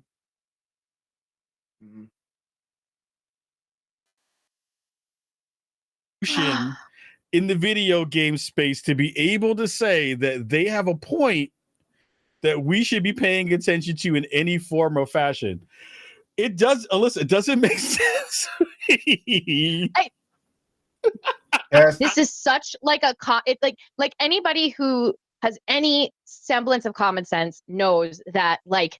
Okay, you guys can hear me now? Yeah, I don't know what happened. It was either my voice mod did something or my voice meter banana did something, but I guess I'm back. Are they acting like troll answers are an own? Yeah, I know. It's very childish. It's very childish. Let's see how far we can get into this though. So play some more. I started this. What time did I start this? Noon? I think I'm gonna go for a little while longer. I'll probably end it at 2:30. I don't think I'm gonna listen to the whole thing. I think we got a sense of what they believe. Heard you say test again. All right. Am I here? Am I here? Yeah, okay, I'm back. I'm back. All right, let's play some more of this. Just before a man like this was born, there was still separate but equal spaces for Black folks and white folks. Right. And like, there are people who are still alive who lived in that. Yeah. Okay, so here, okay, this is good. I want to point this out. Here's what these people do. So she is for some reason making the claim that just before Mark Kern was born, she doesn't know how old he is. I don't know how old he is. I assume he's an Xer like me. You know, Gen X people are the colorblind generation, I guess. If we're gonna have some kind of label put on it, I would agree that we grew up in a colorblind time. And so what she's going to suggest is that segregation was very recent. And now it's important to point out, like, why is she saying this? She could be talking about LGBTQ issues. She could be talking about Stonewall. She could be talking about women. She could be talking about, Islam or something like that. Like all of these other ways, these other vectors of oppression. But she's using race. You know why she's using race? Because she's talking to a Black man. And because a lot of Black men, especially lefty Black men, have bought into this idea that they are oppressed forever and it can never change. No matter how much progress we make, we have to remain ever victims forever. And what they do. I mean, I'm free. Like, I know this ain't got shit to do with me. You know, I'm like out here recognizing the truth, which is whatever you can do, you can get it. This guy has it. He's probably doing a job. It's like a dream job. He gets to talk to people in game development. He gets all these cool gizmos. He gets to go to GDC, which he just said in the beginning of this video. He was at GDC. He probably gets flown out there. He probably gets to talk to, play the games first, do all the testing, but he's still oppressed, guys. He's still got it really hard. There are still no Black people involved in game development at all, right? And none of their stories are being heard. Like, this is just so typical of this kind of mentality. The idea is Like George Floyd just died. That could have been me. And I'm just like, you're not on fentanyl. You didn't try to pass, you don't have a criminal history. You didn't try to pass a fucking, pass off a counterfeit bill to a Middle Eastern guy that owned a business, just trying to get by. Like, none of this happened to you, but that's totally you, dude. That's totally you. Like, this is so sad. It's just so sad. And it's all about virtue signaling. There's actually a passage in the Bible about virtue signaling. Do you guys want to hear it? Let me know if you want to hear a passage from the Bible about virtue signaling that is a warning against it. This is how old this concept is, okay? So if you want to hear it, tell me in the comments and I'll read it. It's short. And granted, they're super old, but like they lived through that. And this kind of idea that like no, he did not live through that. His family's from Taiwan. Like, what are you talking about? He didn't live in the Deep South. He wasn't alive in the 60s. Like, he's probably like my age. You can just sort of act like, well, everyone should have everything. We shouldn't just give Black people like better support, and like affirmative action is like bullshit. And it's like you're not actually doing the work in your head here. Doing the work. There's that word. There's that phrase again. Doing the work. This is what I'm saying. This is about praxis. This is communist praxis. They're basically saying, I mean, like, if they could, and if they had the courage, because they don't have the courage, if they had the courage to do this, they would bring Mark Kern on and they'd be telling him all this, and it would be a struggle session, like a Maoist struggle session, because these people are communists. And they're not like the elite communists. These are the useful idiots. And I don't mean that as an insult. It's literally how Yuri Bezmenov described them. These are the people carrying water for the people who will line them up and shoot them first. Once the situation has been normalized, they will be the first to go. And they don't know it. It's like that meme where like the soldiers are lining the people up against the wall, and one of them is a guy with, I think it was a trans person with like problem glasses and like pink hair and a mohawk, and they're like, "Oh, I thought I was going to be like a video game streamer for the cause," and the other guy's like, "Get against the wall," like the soldier, right? I mean, do these people not think that that's where this is headed? Like, they want to disarm the population. Their atheistic approach to the world is essentially ensuring that people cannot determine what is right from what is wrong. They are moral relativists. They only create strife and division. That is on purpose. None of this is an accident. Now, Alissa Mercante may not think she's doing that, but she's totally doing it. Lat QCD says, pretty sure there are lots of passages in the Bible against virtue signaling. Yes, there are. But I know there's one good one that I read a little while ago. Don't care if it's from the Bible. Does the phrase have merit? Then yes. Well, yeah, it's from the Bible. So probably yes. Mordsis says, affirmative action only promotes the question that anyone who could have achieved their position by it. Do they actually have the skills for the job? Yeah. Well, no. I mean, they think that if someone doesn't get a job, it must be because of discrimination and isms, phobias, not because they weren't good enough. So affirmative action actually affirms that people who are unqualified get the job, because sometimes that will happen, and it will call into question anyone that is looking to like wonder if they got the job on merit or not. And they've done studies on affirmative action, like, and its consequences. I mean, Claudine Gay is a product of affirmative action, and like, she's like, the colleges are so screwed up. Okay, they are so screwed up. Like, there's so much plagiarism, and I'm not talking about the little colleges. I mean, like, the highest, like Harvard and Yale and Brown, like the highest colleges in the land have rampant plagiarism and corruption. So then, like, if the best colleges supposedly have that, then what is college worth? I mean, honestly, what is college worth? All right, let's play some more. Because if there are, not only did separate but equal exist in people's like memory, in the cultural memory of people who are still alive, but then you have rampant policing that is focused entirely on people of color. You have rampant. That's a lie. Rampant policing. Like, are you talking about all those Democrat-run cities that have been defunded and the crime rates have gone through the roof? Are you talking about those places? Because that ain't good. like that sounds like the opposite. She's just saying things. Like, do you think about this stuff? Or do you just like this is all talking points? All of this. It's all buzzwords and talking points. Rampant incarceration that is focused entirely on people of color. You have rampant killings by police of people of color, all happening in recent memory. Mhm. And this idea that like Black folks or people of color or queer folks who are still regularly being persecuted should not have any sort of support in trying to gain a foothold in a space that is openly hostile to them. What she threw queer folks in there for some reason. Are police like disproportionately like killing queer folks now? I didn't know I didn't know that was happening. Like, what are you talking about? Another like this is just insane, dude. This is just insane. Policing is focused on men, yes.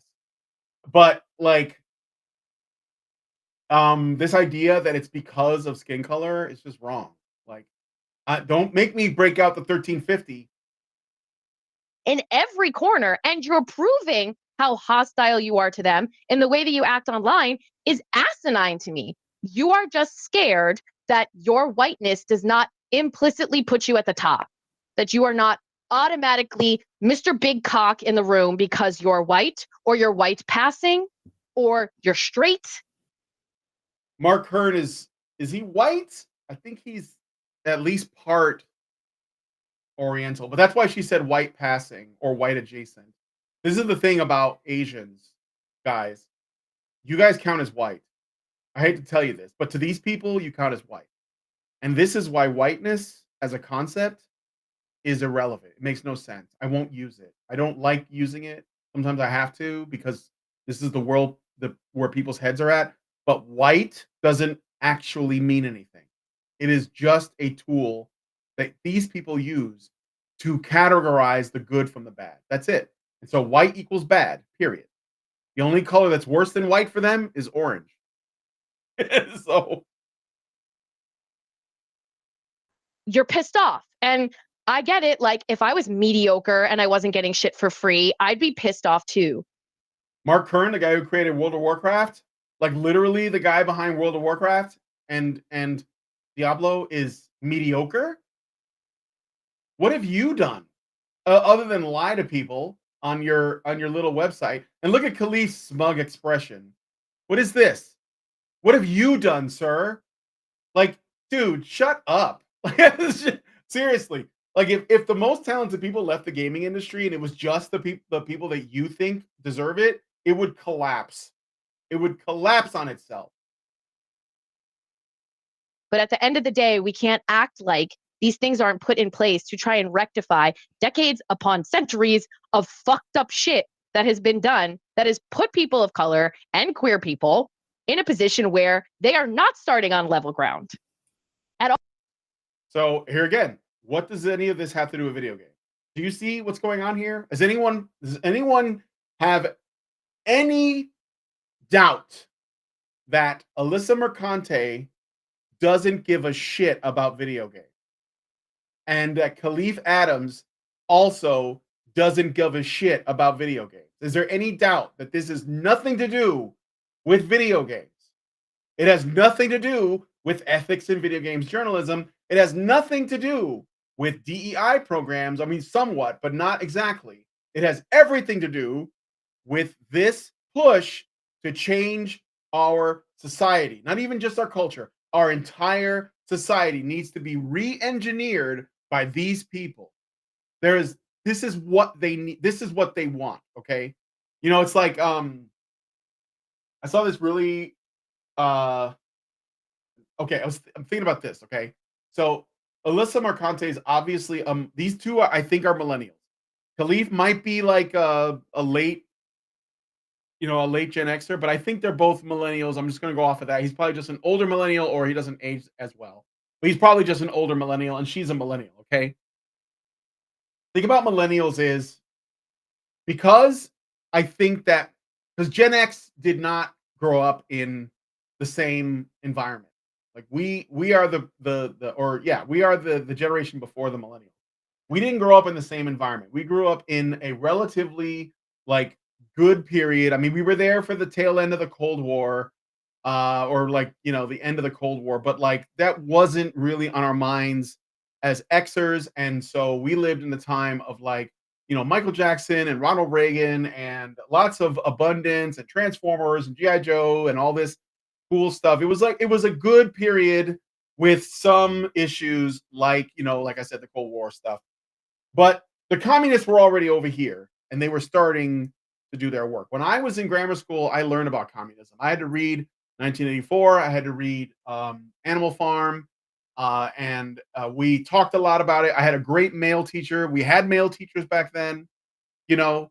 And then I waited a while to go to college in the mid 90s. And I started to see like the beginnings of this more feminist education. And I was in classrooms with feminist women. And I was starting to see like, you know, that things had changed. Like there was hostility, but it was still, it was the 90s, so it wasn't as bad. But a lot of people like Short Fat Otaku and James Lindsay, they pine for the 90s. But what they don't know is that the 90s weren't great. Like it was kind of the start of this whole mess, right? But in my time as a Gen Xer, I think the reason why we were really into the kinds of cultural things we were into, like comic books and stories of heroes like G.I. Joe and Transformers, was because we dreamed of doing like great heroic things. We wanted a heroic journey, but there was nothing to do.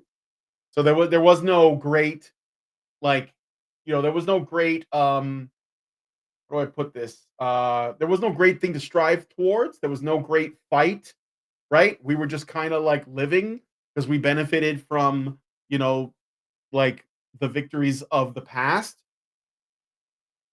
And we didn't have the internet. The victimhood culture didn't grow to the scale it is now. And then we get the millennial generation. Unfortunately for them, they grew up in and I do say this with all sympathy. They grew up in a time where they were told from birth that they live under an oppressive system that they don't know about. It's very Gnostic, and they have to break out. And their system is one of comfort and abundance. They live in a world with the internet, and they have instant gratification and this incredible technology and cell phones and social media, etc. And so their prison looks like a gilded cage, basically. And so whereas the Xers are looking for, or were dreaming of fighting against an enemy that didn't exist, or like overcoming something, they were also not aware of what was actually happening. We weren't aware of the ideological subversion that was happening in our culture. So Gen X couldn't fight it because we weren't aware of it. And the information to learn about it didn't exist. We didn't have the internet like we do now. So Gen X missed the boat on all that. And the millennials, they think that that's what is going on. They think that they're fighting against the system. They're like the hippies, the boomers, but they're more ideologically possessed than even the boomers were. And so like they're basically like fighting against, like, I don't know, comfort itself. Like they want to be oppressed, and they want to tear everything down. And I think that like that's why it looks to a Gen Xer, it looks so delusional to me, because I would be grateful for everything, but they've been conditioned by their communist professors and teachers and the media and television and film and gaming to some degree, that they're not happy.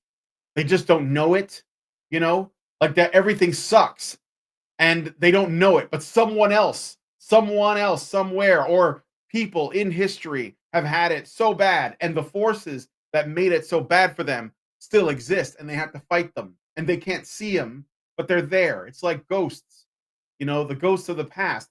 And it's really unfortunate. And I think that the reason why too is we have like 3 generations of people growing up not knowing their father, so they're not connected to their history, you know. Like if I asked, if I like I've been watching the show Shogun, okay, and in Shogun, it made me thinking about like I was thinking about honor culture and like samurai and stuff. I love samurai movies. The Shogun show is really good. I love it. Um, and one of the things that I brought up with Lindsay was how we have lost our connection to our ancestry because that's like a big thing in samurai culture, right? Imagine I know who my father is, and I know my grandfather, but only somewhat. Like my father's father, I never met, but his father or his mother married another guy, and I knew him, and I called him grandpa. But I didn't learn until much later that he wasn't actually my grandfather, like not biologically. It was my grandfather by marriage, maybe. You know, and I would consider myself a lucky one. But if you think about it, a guy like Kahlief or his generation, especially if they're black, they don't not only do they not know who their father is, but they don't know who their grandfather is. They don't know who their uncles are on that side of the family. They're completely separated from their line. So their name doesn't mean anything to them. Whereas going back to Shogun, everyone knows what their name means. And it's not just a samurai thing. Like this is like, people's last names in Europe was a product of who they were the offspring of, like my name Martinez comes from Martin. It means son of Martin. So like that means that there is a Martin in my line somewhere that is like, that is my ancestor.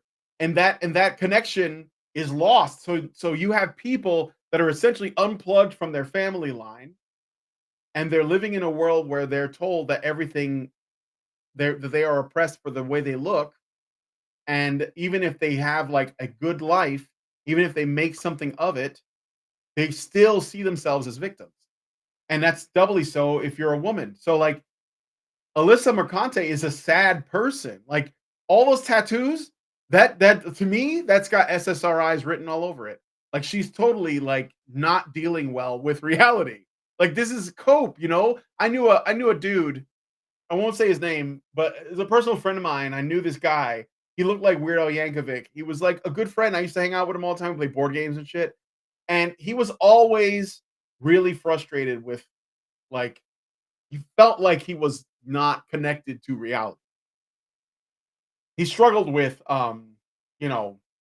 romance and relationships. And I don't know. I guess he just, like, he ended up disappearing for a while. And then I saw him again and he was trans. And he changed his name and he was living as a woman. And over time, I didn't see the person in person, but we were friends on social media. And every time I saw another picture, they got another tattoo. And it was like this person was covered in tattoos. Okay. And I don't know where they are now, but they have been like suicidal. They have been like, really depressed, and they get really angry. And it was like everything in their life was a mess. So I think that I'm not saying that all women with tattoos are, have baggage, but this woman definitely does have baggage. So, my wife's asking me questions. Let me just answer that. Anyway, I should get back to this, but I'm gonna quit soon. I'll give it another 10 minutes. Let me look at your chat really quick. The more I interact with fellow millennials, the more I'm grateful for how I was raised. Yeah, there are definitely like good examples. Mort Sith, I admit I'm an oddity. I've been overseas at an early age. I've seen overt corruption and oppression with my own two eyes. I grew up as poor as we were bankrupt in my first few years of life. Yeah, I think that, but I'm still a millennial. No, I mean, like, I think there's a big difference between actually having lived experience and like adapting to that and making the most of it and being like this, where you're sheltered from everything. Because these people are sheltered from everything, but they're still convinced that things are terrible for them. Caleb Land, not only do they not have connection to their own line, they are taught to hate their national history and culture. They are told to only look forward. Yes. Well, that is a good way, by the way, for elites to take control, is to separate people from their line and teach them to hate that and to hate where they are and hate their own country. And that is really easy to like get people to essentially sell out everything. Oppression doesn't exist in Western countries. Oppression is a grift. Yes. I think that we are getting more totalitarian here in the West as time goes on, though. Look at Canada. If you want to know where things are headed, look at Canada because they're like 4 steps ahead. So that'll give you an idea. Europe is like ahead of the US. I think Europe is like maybe 2 steps ahead. You know, and that's I'm serious. It's bad. It's bad. But you know what? We're gonna have to stick it out. All right. Let's play some more of the video. At all, and they haven't. And you can't erase that just by going, I don't see color, or I don't think that these spaces should exist because imagine if there was white guy gamers. White guy gamers is the games industry. Like it's still the games industry. I mean, look at what we were talking about last year when like IGN, and I like them, but white guy gamers is the games industry. This is so predictable. Again, like, have you played any fighting games? Do you know what the fighting game community looks like? It is not white. And do you know what's like? Street Fighter was the biggest fighting game franchise for a long time, and if it ever, and like Marvel vs. Capcom and shit. Who played those games? Was it white guys? Was it? What about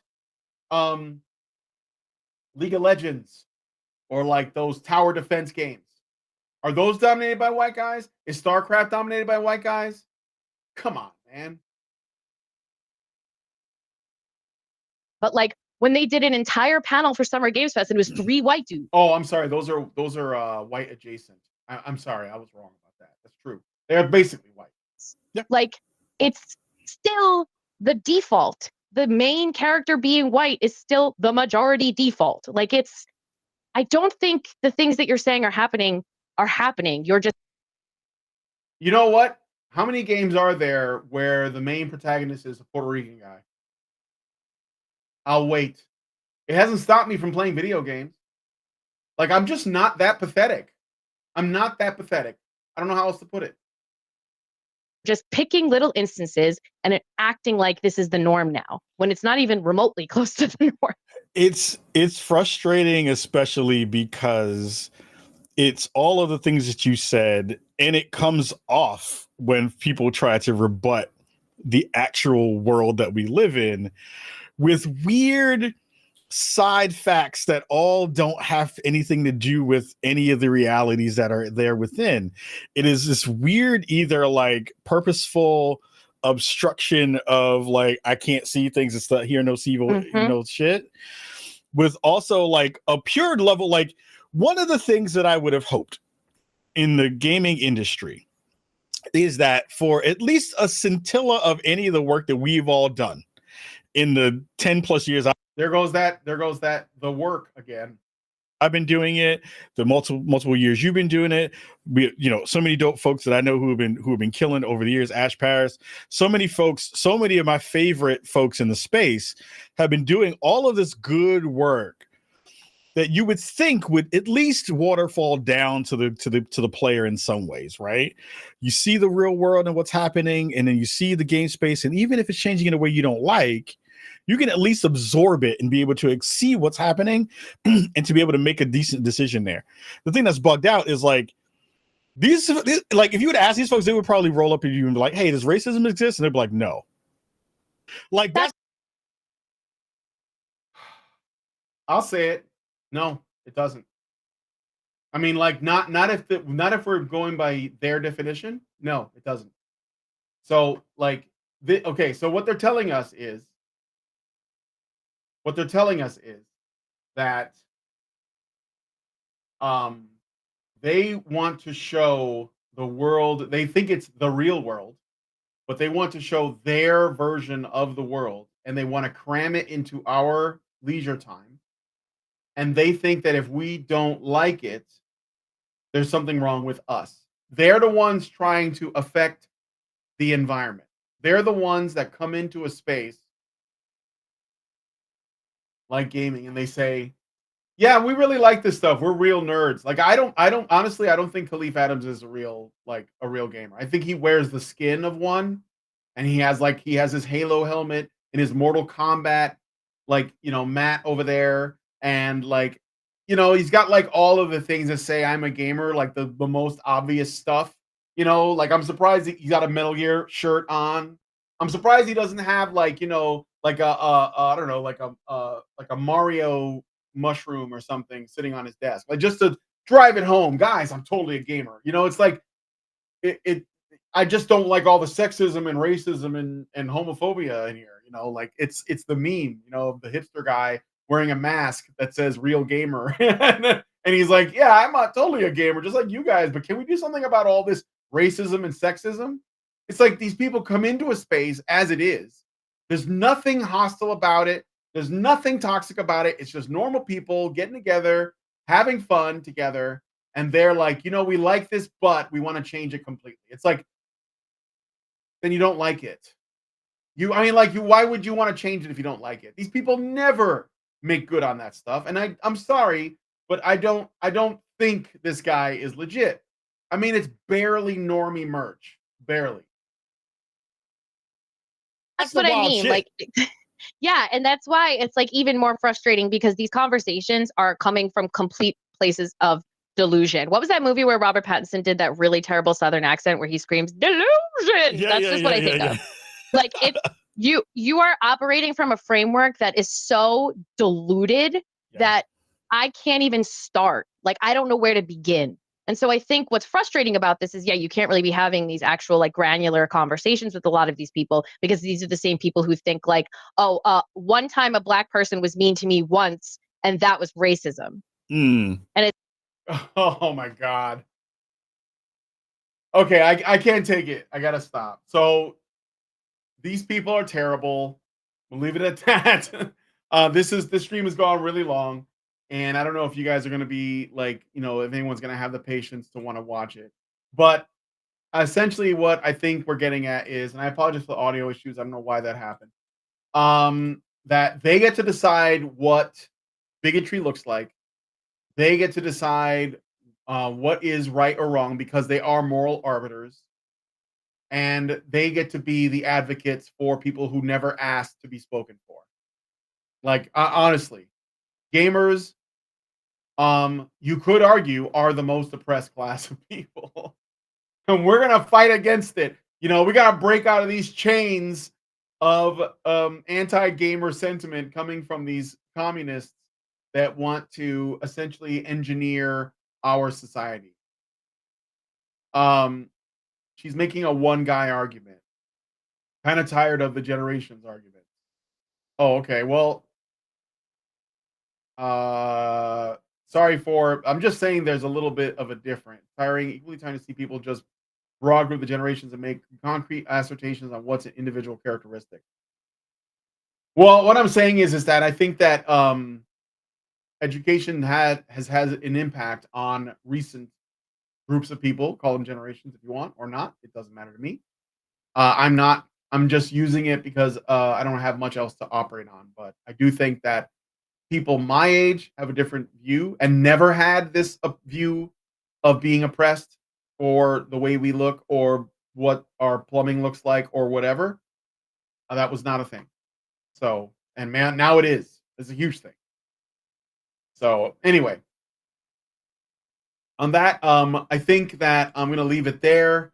I don't think it goes anywhere. I think we see basically it's the same stuff. They start off talking about games a little bit, and then it just becomes a tirade about essentially we need to be more communist, and then this wouldn't happen. And that's honestly where it lands, every time. So anyway, thanks so much for coming on the stream today. Give this video a like. I don't know. Tell me what you think about Rumble Studio. It could have a place, but I don't think it's my preferred way of streaming. And we will leave it there. So if you guys like this video, please hit like, subscribe if you're not already subscribed, hit the bell for notifications, leave me a comment. Let me know what you guys think about what we discussed on the show today. I'm going to keep on trying to bring attention to the ideological problems here and why that matters more than discussion about, essentially who's doing things behind the scenes. I mean, I want to know those things, but I think there's an ideological issue, and it's going to be really hard to fight against, but we're going to have to. So, thanks, guys, so much for coming on the show today, and I will talk to you all in the next one.